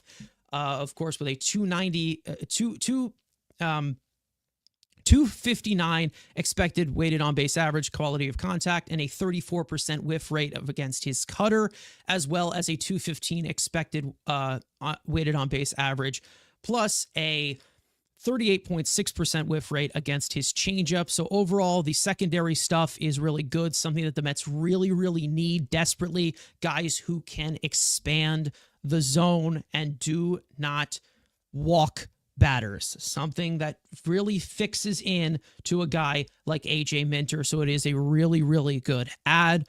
Overall, again, this is someone who's been with the Atlanta Braves. Hopefully he's not a double agent and just throwing games for us. Hopefully he's not Michael Tonkin. But for what he's been able to do in his career recently, I would say that this is a really good pickup. We've talked about it many, many times. I will give a little bit more information in regards to his surgery on the next go around. But Frank, I will go to you. Obviously, you were here, for the signing when it obviously happened. I talked about them being linked to them, and then 3 minutes later, the notification comes out that they sign AJ Minter. So I think that the Mets bullpen definitely got deep enough as to where you have reliable guys from 7, 8, and 9 if you're looking at it on paper. So I think that this is a great addition overall. But again, I think that this also opens up a possibility as to where maybe, you add a little bit more depth as to not going after that Tanner Scott level type of guy that went to the Dodgers, obviously. But 4-year deal is a 4-year deal to a reliever, and we already have one of those on a long-term contract. So, Frank, what are your thoughts overall? Have they changed at all? What do you think? Yeah, I mean, I still like the deal. It stinks that, like, even though Scott got a 4-year deal, the fact that it's from the Dodgers, like one of the main teams that you're competing with, the team that eliminated you last year, that they get even stronger. But one of the other things with Minter that we didn't talk about on the stream is that he does have very good career numbers, particularly against Bryce Harper, and I'm pretty sure with Schwarber as well. So that is something nice to have, is that, if you want to use the lefty, you have to think about, like, what lefties you're going to be facing the most. So the fact that he has experience against them and good experience, I definitely think is another bonus in addition to all the good things that we've talked about with Minter. But like we talked about, seeing what Scott got, I mean, the Minter deal definitely looks really solid. The fact that he could opt out, and like we were saying, just Stearns being flexible with the moves that he's made, like he has these outs and these other options, based off of the signings that he's done. Yeah, I mean, listen, I think that this is, one of those solid additions to solidify the part of the pen, but it also, again, it has an out. I think it's similar to what the Mets kind of did with, David Robertson, but there's also a little bit more of that upside there. Andrew, you were not here for that stream. You weren't here for the Winker stream. I mean, dude, get your attendance up. What's wrong with you? Anyways. Not school anymore, really. But again, AJ Minter, some thoughts on that, and then we can obviously, carry that into another guy that could possibly be put into this bullpen that the Mets have been attached to. So your thoughts on AJ Minter? You didn't get to give your full rundown, but I think that the Mets bullpen got better with this addition. Yeah, I mean, again, when you have the pitching genius that is David Stearns, as well as the greatest pitching coach of all time in Jeremy Hefner, you got a guy who, yes, on coming off an injury and had hip injuries, velocity was down from the year previous, or his normal career about 95. He's down at like 94. Again, if we want to dumb it down to how we always have to dumb it down, he's got a lot of red baseball savant, good baseball savant page, good ERA, hurts the Braves. Like, what's and the value? I get everyone is losing their minds because, again, Stearns going cheap. God forbid you only give 2 years to Minter. You couldn't just give 2 extra years to freaking Tanner Scott and give him an extra $70 million, which is dodging into for half of it.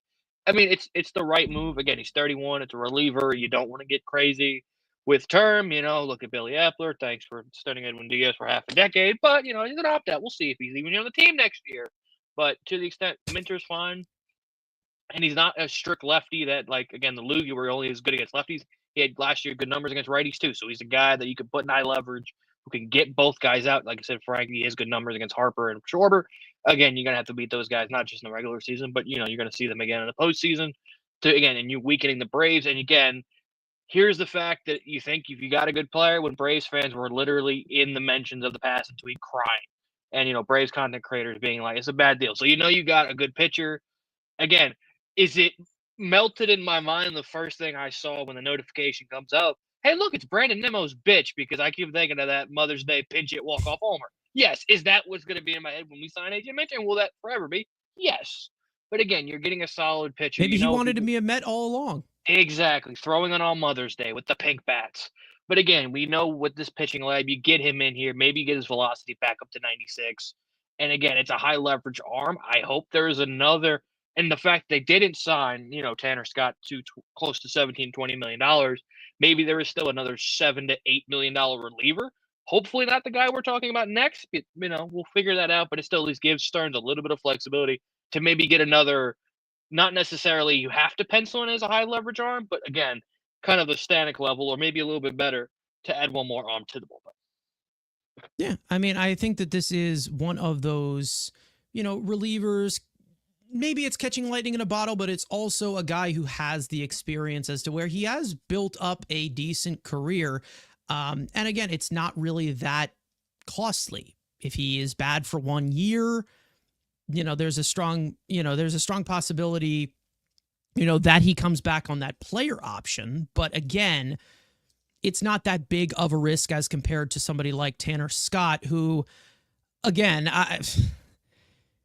capitalizing on that big year that he did have, I understand the hesitation after seeing the events that happened with Edwin Diaz. As much as I love Edwin Diaz, it's been a roller coaster since he signed that contract. Now, do I think that somebody like Tanner Scott would end up,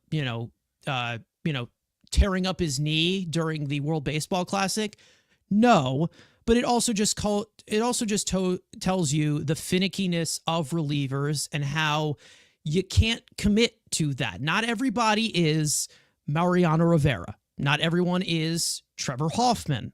Not everyone is Billy Wagner, who most likely will be in the Hall of Fame tomorrow, which he does deserve, which for some reason he was on there for a little too long. But again, I digress. Now, as for Minter, in regards to his overall health, because we did see a little bit of a decline in his velocity, even though his secondary stuff was definitely effective. He was able to get chases, something that the Mets do need in that bullpen. Shout out to Wexler Rules, who is one of my favorite accounts on Twitter. Great guy. Shout out to him. He did a little bit of digging about Minter's surgery that he had during the offseason, and it said that it will be determined if he returns this offseason for the Braves. Obviously, he didn't sign with the Mets. He is recovering from a surgical procedure performed by Dr. Thomas Bird in Nashville. Cool. Bird found a labrum tear, a hip impingement, and a lesion, which is not lettuce, a lesion on Minter's femur. And the surgical procedure required performing a microfracture on his hip. So Minter obviously dealt with some hip and lower back discomfort throughout the past few years. Maybe it's similar to what David Peterson dealt with. I'm not sure. But not to the extent that he did last season in 2024.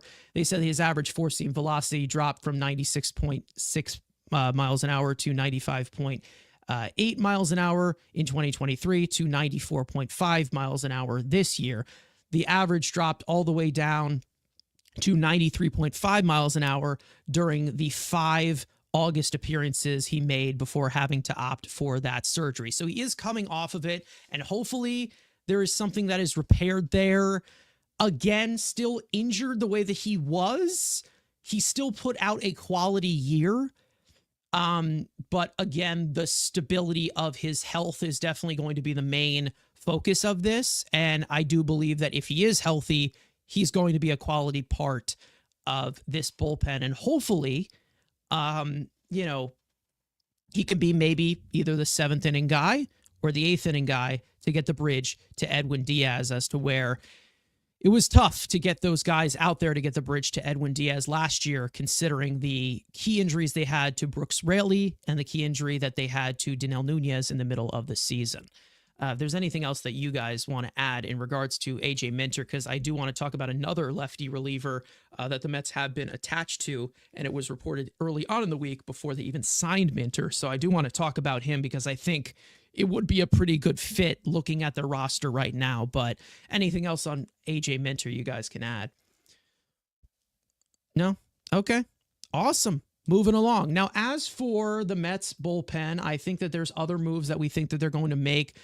Preferably in major league moves, it most likely will end up being one more reliever. Maybe they bring in some depth guys, on minor league contracts, such as, Genesis Cabrera, who they brought in here on a minor league deal. So when it comes to the overall thought of that, you look at this Mets bullpen right now, if I were to look at it strictly from Fangraphs, and who knows if this is going to be it, Dinel Nunez is not in their bullpen right now. They have him in AAA, which is not true, and 100% he is going to be in their opening day bullpen.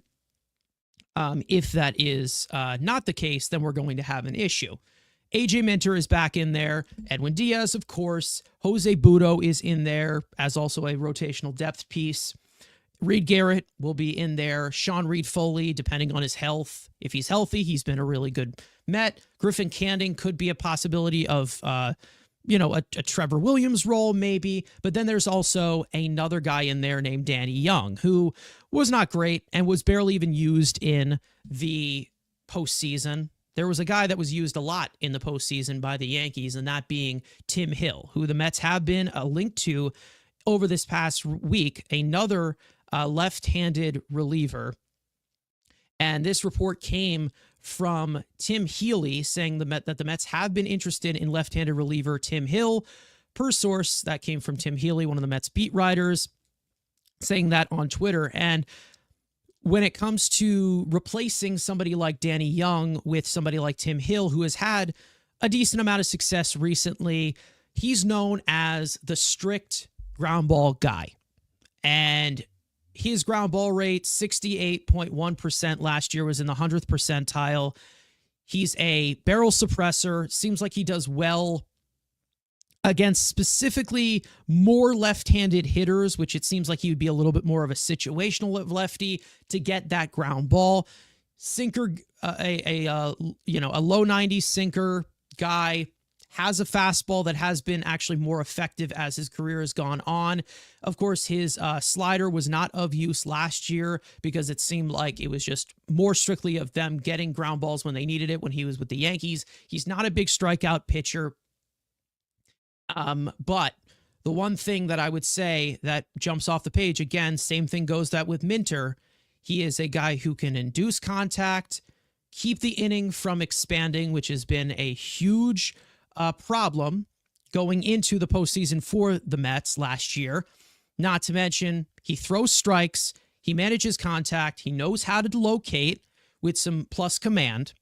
Not to mention a 30.3% chase rate, which was in the 68th percentile. Personally, I think this is a really good fit for the Mets. He's a little bit older, a second lefty in that pen to replace Danny Young with. I think this is a no-brainer move. Obviously, maybe it's like $3 million, $4 million, who knows? But he's been able to give you some quality after he was there with the Yankees. We know that there's a little bit of a connection with Desi, the assistant pitching coach that the Mets hired from the Yankees, with pitch design. So you never know. But when it comes to Tim Hill, I think that this would be a really, really good addition for this bullpen in terms of just a guy that can get you the outs when you need them to get outs in these certain modes when the Mets walk a lot of guys and they put a lot of ducks on the pond, shall we say. So, Frank, I will go to you in terms of Tim Hill. Different looks. A guy like Tim Hill, I saw somebody in the chat say, his slot is very nasty, very hard delivery to pick up. I think that this would be something that the Mets kind of need in this bullpen, as well with the experience compared to somebody like Danny Young.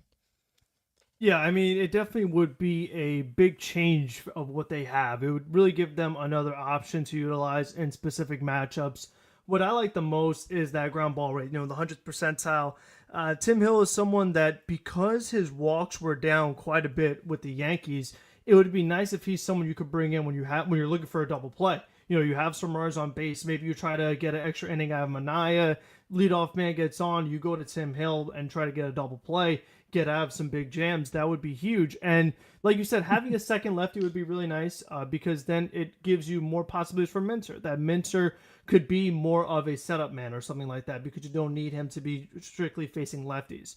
So you could have Tim Hill kind of serve that role as well. So he would give them a lot of different options. I mean, him going into an age 35 season would normally be something that's concerning, but because he's not a guy that is big on velocity, I don't have as much a concern as I normally would, because it's not his velocity that's giving them success. A lot of it is that arm angle that you mentioned, and just the overall stuff that he has. So, it would be another former Yankee, but I mean, if getting this new assistant coach is something that they really feel like they can get a lot of success out of these guys, then okay. But overall, I think too, just with Tim Hill, the fact that this was a bit of a big difference. I mean, he had a bad season with the White Sox, and then he came to the Yankees, and that's where he really started to have success. And I just feel like over his career, he's had quite a bit of inconsistencies. So that is something that would also concern me a little bit, is that, like we talk about with relievers, especially, like, oh, well, he was good last year, so he's automatically going to be good for us. That doesn't always necessarily happen. But to your point, if you're only giving him like $3 million or so, I mean, we've seen them get rid of guys for who they've paid more. So there isn't too much risk involved. So overall, it is something that definitely could benefit the team, because they could use some more major league caliber arms in that bullpen. It seems like, from the look of it, maybe there is the sample size that he had with the Yankees, the 44 innings that he did throw, it seems like a little bit more of an outlier compared to the rest of his career. I don't think that this 0.4 home runs per nine or whatever is going to be a complete sustainable, way to look at it. But it seems like he's been able to either, suppress the long ball, or he's giving up a lot of long balls, which basically just means that the overall command needs to be there. And it makes sense for somebody like with low velocity in that way. But you also do have the factor of, the pitch design of Mr. Desi, who's now here, who worked with Tim Hill, and maybe they can continue to get something like that. Andrew, replacing Danny Young with Tim Hill, would you be on board with that? I know that there's other options out there the Mets have been linked to. Kirby Yates is another one. There was talk about Maton for a second. Ryan Stanek, maybe they bring him back. I would love to bring him back as well. I think that there's going to be one more reliever. Would you say that Tim Hill would be on that checklist, or no? Because I know, again, we have a Yankees fan in here saying, don't steal Tim Hill from us. But I don't really know what's going on. Why is it taking so long for us to sign him and bring him back? He's saying that he predicts that we get Tommy Kahnle, another Yankees arm that has worked with Mr. Desi, to replace Adam Ottavino. To be honest, I could replace an old gym sock for Adam Ottavino. I don't even care. Anyways, Andrew, what are your thoughts on something like Tim Hill coming into this bullpen? Because we've seen Stearns be attached to these little side-slinging lefty guys before. Yeah, I mean, again, you go back to his Brewers. Hopi Milner was always in his pen, and he would find, like he said, these weird arm slot lefties. I mean, if you're telling me you're coming in to replace Danny Young, sure. I mean, he also brought in Genesis Cabrera. We talk about Genesis Cabrera could be a guy that potentially could see, again, those harder. So again, it's a different look. If you're telling me the last bullpen spot is Tim Hill, fine. Again, that you mentioned to be the high leverage arm, sure. Again, there's still so much arm guys in the reliever market that are better than Tim Hill on the market, left-handed and not lefty. I'd say maybe him. And maybe Danny Colome is the only other decent lefty left. But again, Tim Hill is a different style. But there's still a lot of arms out here, even guys that were DFA, like Finnegan still out there. You got guys like who could be added to like the Global case. Like we talked about Kean Milton, Lucas Sims is out. There's still a lot of guys, again, maybe minor league deals going into spring training. But if you're telling me the last, guaranteed spot with Minter, Diaz, Garrett, and then a healthy Nunez, again, let's say replacing that Adam Ottavino role in the circle of trust that Keith would love to continue to bring up. I don't love that. If he's, brought in fine to be like the 7th or 6th guy in the bullpen, sure. But again, you're going to have that long man as well. I still think, again, bring a guy like Stanek back, see if he can go get a Kyle Finnegan. Like, there are guys out there. It's relievers. But if you're telling me, hey, you bring him in and I don't have to see Danny Young, all for it. But I just don't want him to kind of be that last piece of that, like last major league guaranteed arm added to this pen. If it's him, let's say for $4 million and a $5 million reliever, sure. But if you're telling me, hey, this is the last major league guaranteed arm, and then they just add a bunch of guys for the glob of chaos, sure. But again, it'll be a different look. Like we always talk about, like having different looks in the pen. If you got Minter gets back to 97, and then you have a guy like Tim Hill barely throwing 91 with a different arm slot, it's sure. But again, I just think there are better guys out there. But again, if you're telling me it gets Danny Young off my team, I'll take it every day of the week.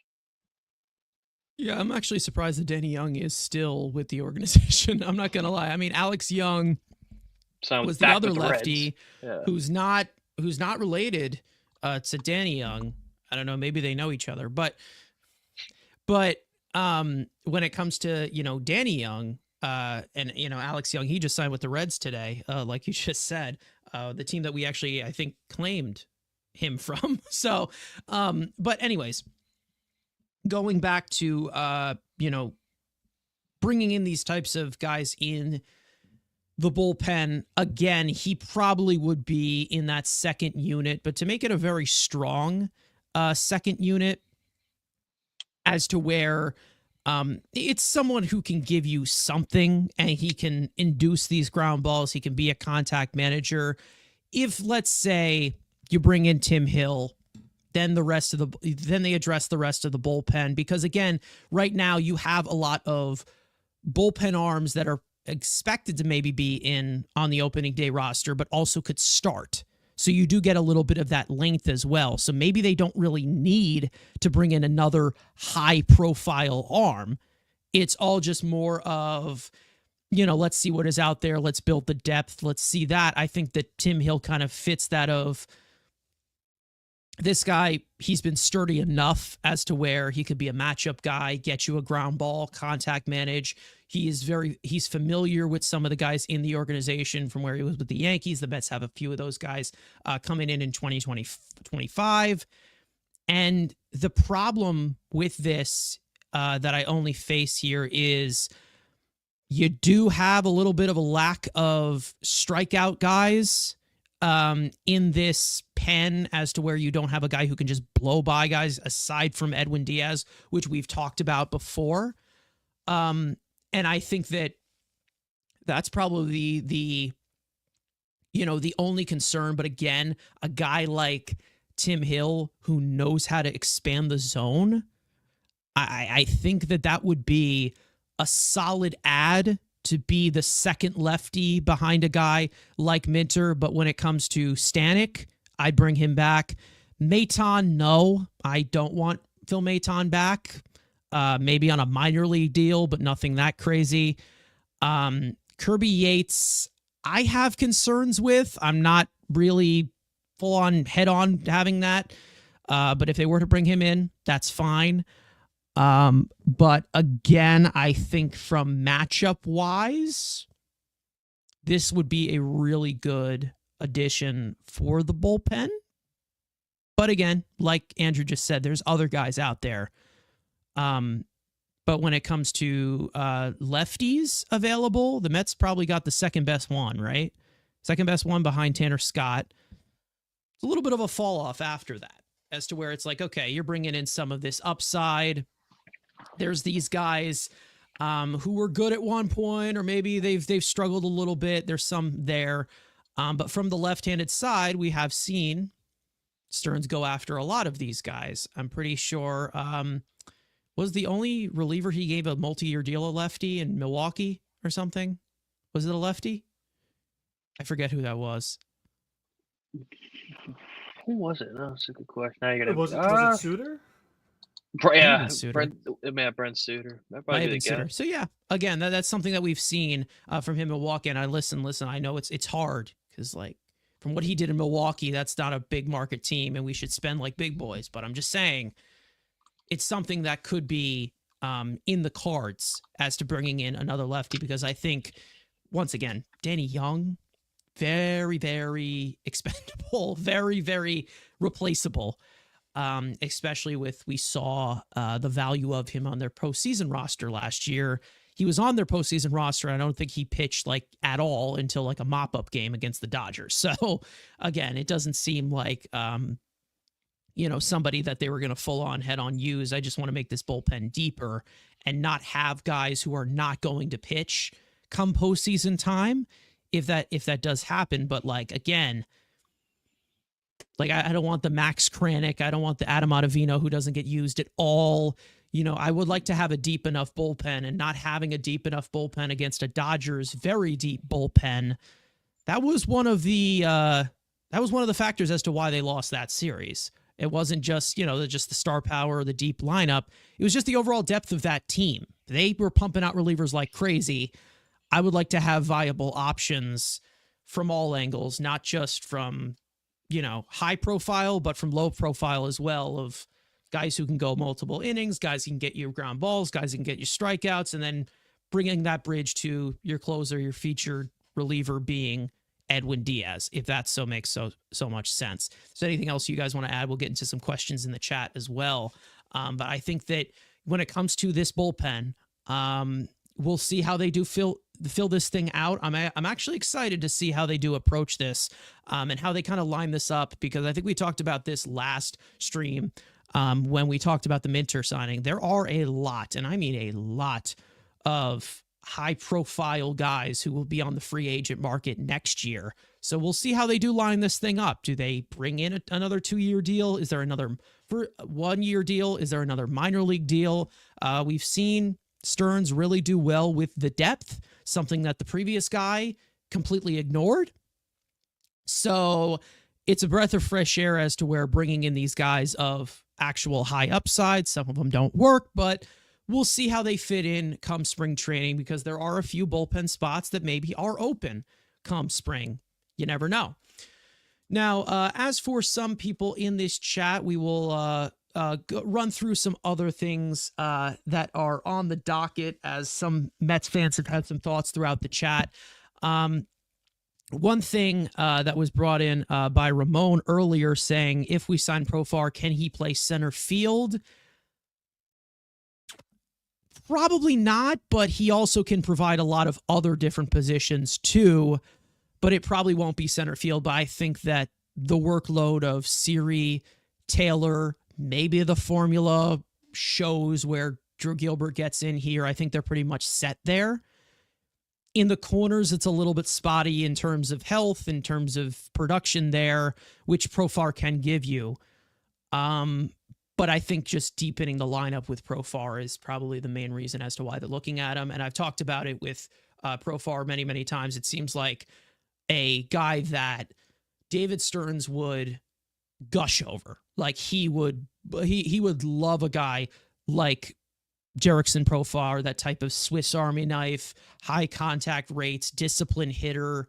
And when he's red hot, he's red hot. And it's definitely a upgrade to bat to ball skills than somebody like Harrison Bader, or even somebody like Tyrone Taylor, or even Jose Siri, who pretty much offers it anything. Frank Profar, I know that you are a fan of him and you wouldn't mind bringing in him. I don't know about center field, but it's definitely a Swiss Army knife type of thing, which, again, maybe if you believe it or not, with your guy Jeff McNeil, we can stop pretending that he is a utility player and just have him as a second baseman if he is here by opening day, which I think he will be. But in regards to Profar, I don't know if center field is in the cards there. No, he never really was much of a center fielder, especially recently. But I mean, right now, I just don't see the everyday fit for him, because, like we said, his main position is really left field, and that's where Brandon Nimmo is. So he doesn't even really solve your Pete Alonso thing. Like, I mean, you could play Profar at third, but again, it's like that's not much of an upgrade, if any, at third base either defensively. So he's someone that you're not going to get him for the value of a bench utility player. Like I would think he would get paid more than that to be a starter somewhere. So I just don't really see it. Like I understand the ways he could help the team, but again, we talk about fit. I'm just not really seeing it right now. Yeah, and this is another suggestion from Ramon saying if we bring Profile far in, he's going to be a left field and Nimmo to center field, maybe make a trade for Arenado, and he goes to third base, Vientos to first base. That's another thing that could be a thought, but I do think that Siri and Taylor are pretty much getting the shared reps at in center field up the middle. Unless there's some kind of trade that we don't know about. If Profar does come in here as this Swiss Army knife type of guy, it also could mean, the limited utility look for Jeff McNeil, like I said, but also it kind of pretty much takes Marte out of the question, personally, because, again, unless Profar is going to play first base or Marte is going to play first base, I think they want Vientos in that if Pete Alonso were to end up to walk, and, they have Mark Vientos here who could provide somewhat of the power, not the big prolific power that Pete has provided, but Mark Vientos is still young. You never know what he can tap into, and he definitely deserves that playing time to be in the starting lineup for 2025. As for with Alonso, Ray came in here earlier saying, I would want Alonso back if he didn't feel like he was underpaid. He's a sensitive dude, and I feel like it will be hanging over his head. I don't know what the feel is around if Martino's report or the talk about that is maybe just the mending of fences. We don't really know if it is the relationship between the Mets and Pete Alonso or it is just the business side of it. I think that it's more of just the business side of it in that way. Andrew, I could shift this one to you, even though I'm pretty much putting a grenade in your hand. We've talked about Pete Alonso before. Maybe there is some things about him that maybe deal us to otherwise. I'm not trying to say it, but is there something that we've already known for a while that maybe it's a little bit different in the eyes of Mets fans? I am really going to pay for this, handing this to you, but go ahead. I think again, the fact that if we're saying that Pete Alonso in a head case, I mean, come on. We know there's nothing else up there. I mean, yes, obviously you want your players to be happy. Again, everyone wants, they don't want to depress sad players. Go look at the Vancouver Canucks. Nobody's happy when they play for that team. They want to kill each other. So again, you don't want to have an unhappy locker room, but to the point of, yes, at some point, somebody's going to swallow his pride. It's not going to shit. It's sure as hell not going to be David Stearns. So the fact that we're going to care about Pete Alonso's feelings, if you're trying to win, get on board. If you're trying to get paid, go call the Colorado Rockies. They like selling, they'll market the hell out of 2-time home run derby champion. I don't really give a shit. Juan Soto beat Shohei Ohtani in a home run derby. That's more impressive than winning a couple home run derbies. Yeah. Frank, before I go to you, I will address the poll that we have in regards to Alonso of if you guys believe that he will eventually return to the Mets. 51% of you are saying yes, 14% of you are saying no, 23% of you are saying 50-50, and 12% of you are saying I really do not care anymore, and you are tired of us talking about this constantly. But it's kind of just what we have to do. Maybe the talks died down or not. But again, I feel like the Mets, they don't owe Pete Alonso anything. They just don't. I mean, they really don't. I mean, even from the very beginning, we've talked about it before, the Mets didn't manipulate his service time before his rookie year. He was on the opening day roster before, he was eligible. So he may have been in this position if they did not call him up in 2019 directly to opening day roster. They probably, maybe he's not a free agent. Maybe he has another year under him, and then he has another year to prove himself. But again, they believed in his talent, and believing in his talent was, a historic season in 2019. Now back to actual reality, because 2019 was 6 years ago, by the way, to some of the Mets fans that don't believe that 2019 was 6 years ago, not to mention some of the Jeff McNeil fans. But when it comes to Alonso, I don't think I don't think it's seen as a personal thing.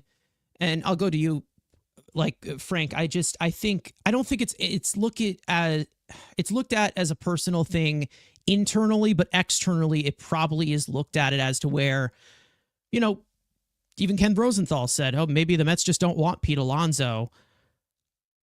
Again, we've seen Stearns speak highly of him. It's not like, maybe it's somewhat of a front. Stearns has not really lied, that much. Again, I don't think he's lied to us. He's not selling us a bill of goods.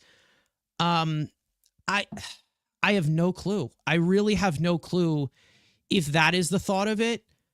Considering we're getting other reports, I feel like it's more of just the business side of it. But again, the underperformance, getting into his head. We've talked about, his mental makeup as well. We've talked about it with the other homegrown guy and Jeff McNeil, who's very close to your heart. So when it comes to Alonso, do you think that there's anything further from that? I don't think so, but you never know, because there could be some kind of curveball thrown in because this saga is taken forever. Yeah, I mean, I think the thing for me that I wish we knew is before we're talking about this 3-year deal, as far as when they're talking about maybe 5 years or more, I wonder what was the exact number that Boris and Alonso have in mind, and just how far off are they with the Mets? Because I mean, that's kind of where this is all coming from. It's we've heard reports saying that the teams are far apart on dollar amount, but I wish we kind of knew the specifics to know just how big the gap is. Because underpaid is not really true, because we've said, based off market value for first baseman, it's actually a fair deal. And he could be and let's say he does come back to the Mets for a cheaper number than they had in mind. He could feel like he's underpaid, but no other team did it. So it's if the other teams weren't going to give him that amount of money, why would the Mets? So that is kind of that's kind of an interesting point of depending on just how far along this goes on, is he kind of disgruntled regardless, even if he comes back to Mets? Because at that point, both parties are basically doing it by default. So it's not it's going to be pretty interesting, but it's tough because I would like to know just how far apart they were, because if, let's say what the Mets have offered him is still the best offer they've gotten, then I mean, I don't know. I wonder if it's something teams haven't given a better offer, or it's just that no team is close to what they're looking for to where they're willing to accept an offer. Yeah, I mean, again, we've talked about it. Why would the Mets bet against themselves? And we know that there's no other offers out there because there hasn't been any proof of any other offers. And we've talked about it. We challenged him. I said it. Go get a better offer. He still hasn't been able to get that better offer. Obviously, he's not listening to us. But again, when it comes to, whether Scott Boras is doing this, Scott Boras is doing that, Pete Alonso rejected the 7 years, $158 million. We've talked about it before. Then he hired Boras. So again, he's looking for whatever he's looking for. Boras works for him. And when there's a lack of a market there, Boras can talk as much as confident as he wants.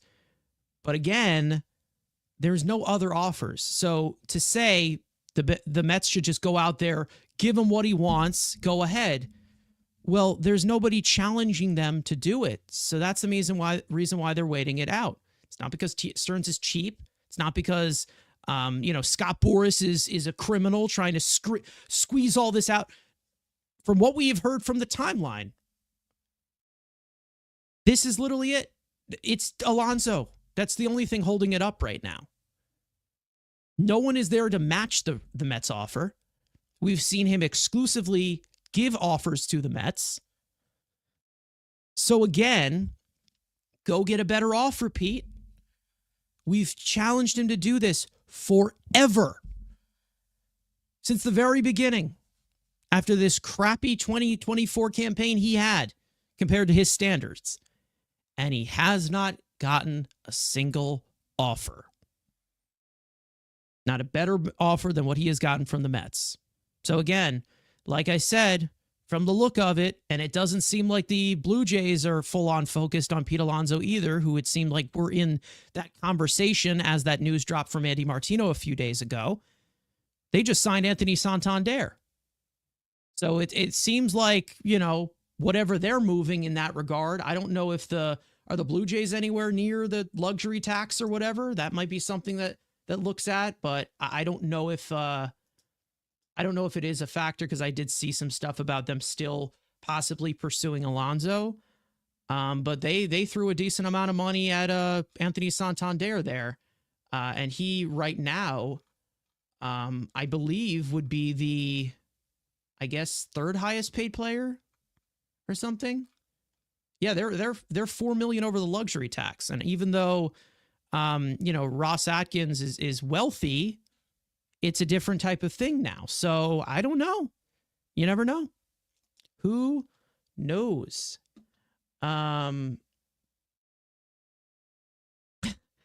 Anyways, Truro coming in here for the 199. Thank you so much. Great chatter in here, has been in our stream for a while, saying who will be a starter.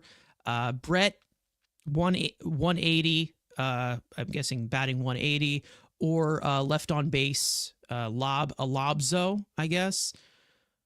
I mean, your guess is as good as ours, to be honest. We don't even know what is going to happen here if Alonso ends up signing elsewhere, or maybe, I mean, could there be a way that with this market progressing, and also with the lesson learned, as well as Boris clients sitting out as well of the effectiveness of their play, signing them as late, could there be a possibility where Pete Alonso doesn't play at all in 2025?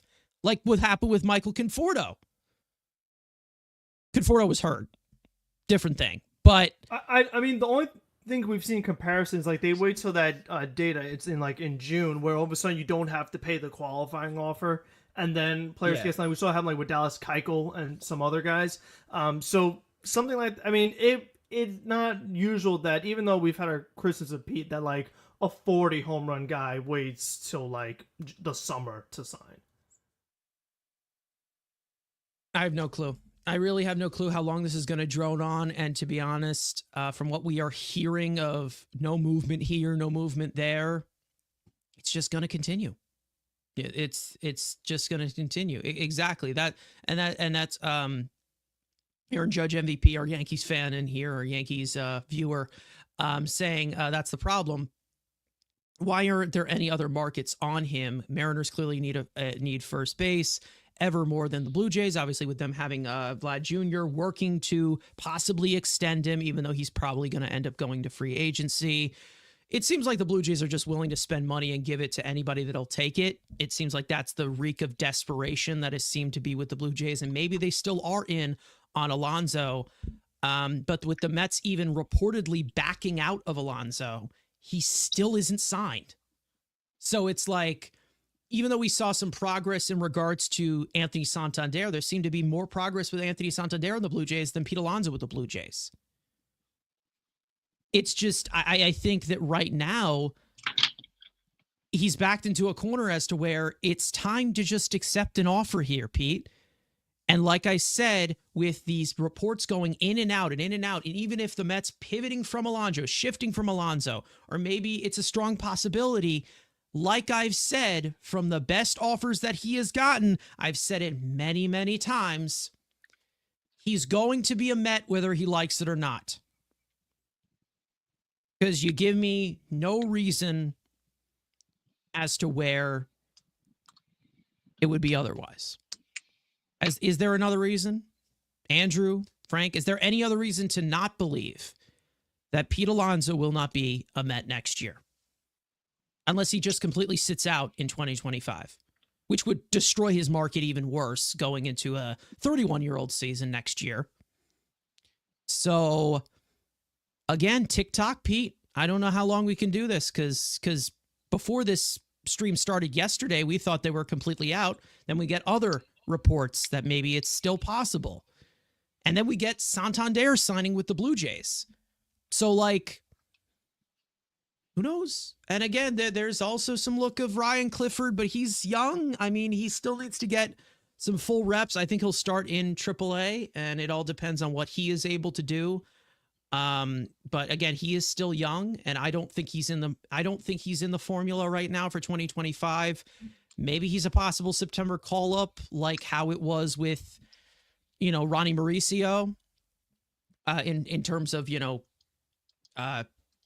team control, but I don't think he's considered as it, and he shouldn't be. There's some potential there. Who knows? Exactly. And this is the thing. It's like, it's getting ridiculous now. Truro coming in here saying, accept a 1-year deal, break your little home run record, and then see you later. And if he does end up breaking that home run record, he's going to improve his market. Again, a lot of this could have been avoided if Pete Alonso didn't either give advice to himself, got bad advice from somebody. He rejected $158 million for 7 years. He rejected a 3-year deal with opt-outs. He rejected a 3-year deal without opt-outs. What else can you say? And I didn't blame the Mets for saying that they were going to move on. Didn't blame them. Maybe it's still a possibility, but we can't continue to just drag this thing out all the way to spring training, because as we get closer and closer, personally, I want nothing to do with Pete Alonso as we get closer and closer. And I get it. On paper, he's hit the home runs before, and the lineup can look better on paper for my fantasy team. But if he's unwilling to cooperate with the value that he has put out in front of him after the year he just had, I don't know what to tell you. And again, like he said, like Truro is also saying as well in here, I keep feeling like I'm saying churro, but Truro saying he really saved us from another Elpler disaster class. And that's the thing. I don't understand the logic and the thought of Pete Alonso of where he thinks that this is going to be moving to. Because right now, of looking at the market. So when it comes to, the thought of Pete Alonso, and I was going to talk about this and rant about this, but then there was still more that came out because this saga continues. But that report about him wanting a 6-year deal, let's do a little simple math here. A year before that, they gave him 7 years. A year later, what would that turn out to be? A 6-year deal? 7 minus 1 equals 6. So if he wanted a 6-year deal, which again was covered up by him giving an exclusive offer to the Mets, but at that time, if he wanted a 6-year deal, why didn't you just take the offer? The 7 years, $158 million.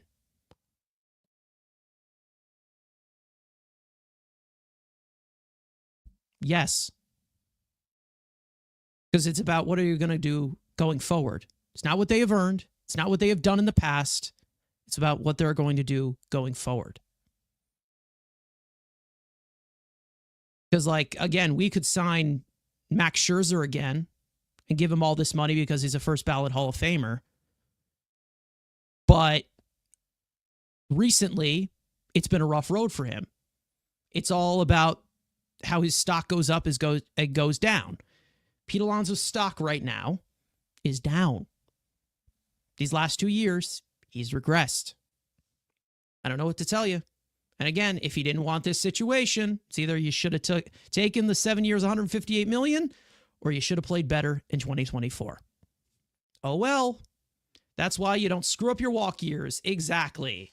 Anthony Santander didn't screw up his walk year. And look what he just got. He's probably going to he got a better deal at age 30 than Pete Alonso. And Pete Alonso is this great power hitter since he's come into the league. Anthony Santander has not been the prolific power hitter that Alonso has been. He's been somewhat close, but not. But he's still got a better contract than Alonso is expected to get. Different position. Minaya and Alonso, different position. Pitching is expensive. It's all about the positional market. All about the positional market. Pitching is a lot more expensive than first baseman. And Andrew can tell you that all day long, right? About first baseman. It's not a premier position. Correct, Andrew? Am I correct? Well, I mean, yeah.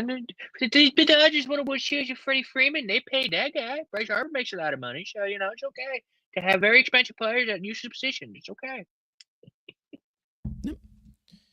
That's the pitching market now. Third-rate pitcher, a starting pitcher 3, they get $25 million. You saw Bassett did we see Bassett as a starting pitcher 3? That was around the range that he got 2 years ago. It bumped up because, again, the qualifying offer bumps up every year too. So it's a plateau there. And again, the bar keeps on raising as the league numbers keep on rising. So anyways, we'll go to one more question and then we will close it out here. Sanders Cancel, Robinson Cancel's son, maybe? Nephew? I don't know. How about making a trade for Pirates third baseman Ke'Bryan Hayes? That's something that it's a contract that maybe the Mets could possibly take on with their flexibility.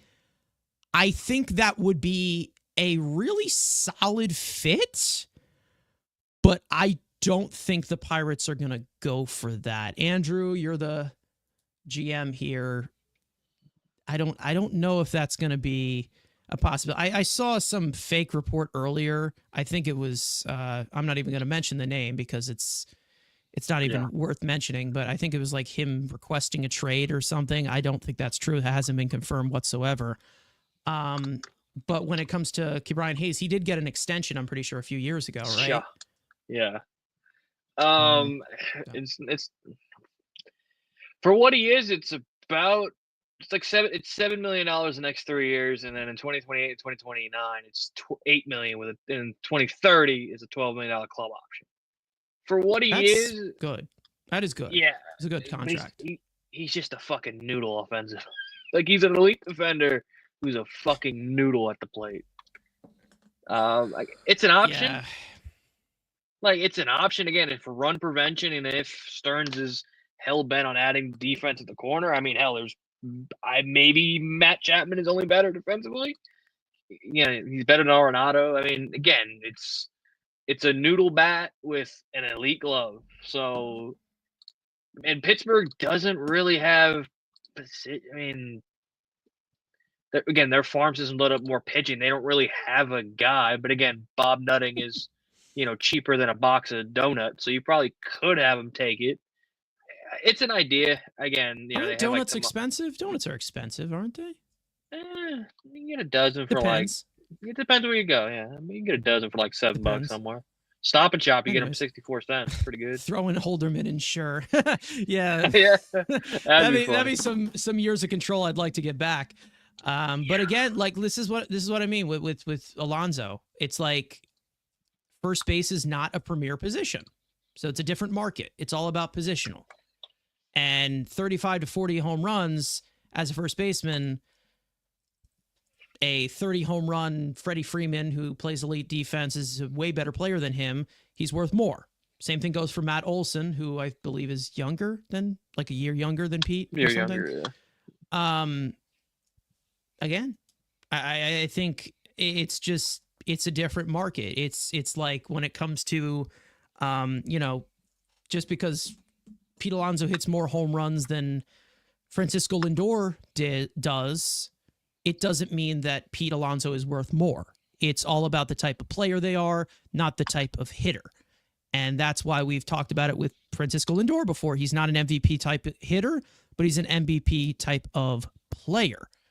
And that's the main reason as to why he was in the MVP race. Like that's the type of look from it, as to where it's the overall player that they are. Obviously, offense is a little bit more brought in when it comes to first baseman. But again, there are first basemen out there that are better than Pete Alonso.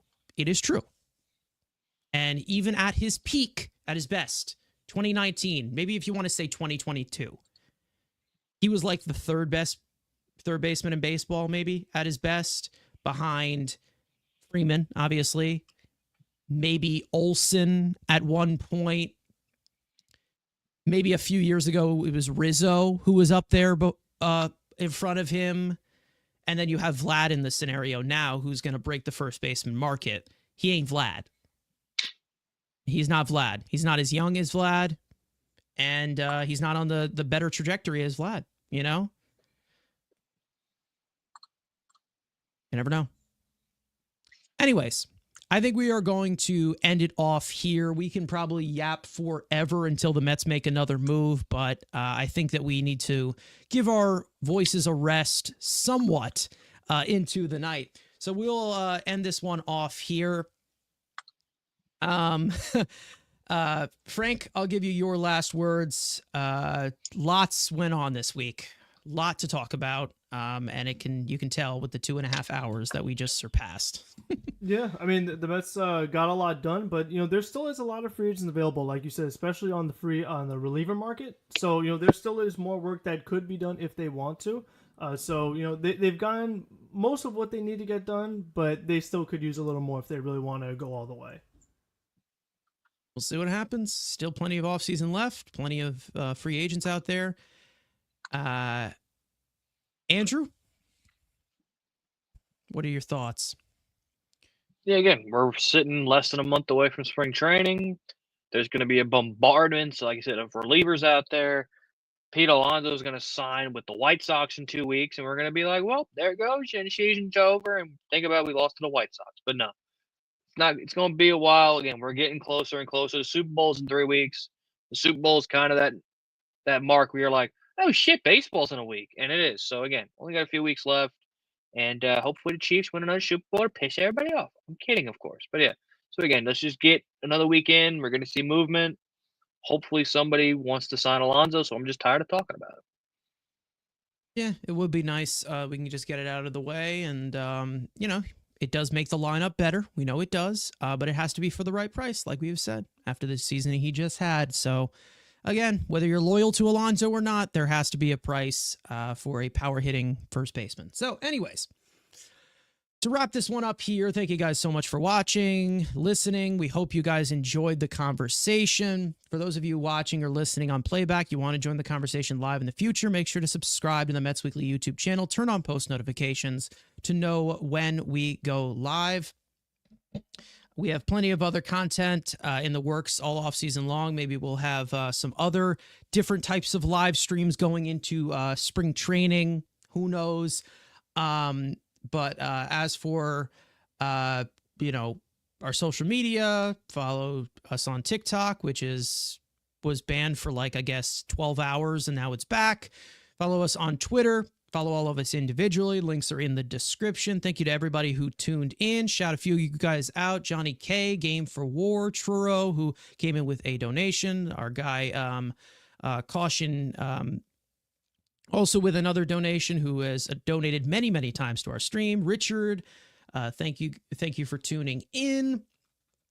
Jorge came through with some comments, some other people in here, Kendrick Johnson as well, Lounge Zinger, that is a really good name, M-Easy, of course, Ricardo coming in here, Ramon with a few good comments. As for everybody else in the chat that we did not mention, thank you guys so much for watching, listening, and we will see you guys next time. And of course, let's go Mets. And we will be here for any news that drops. Peace out.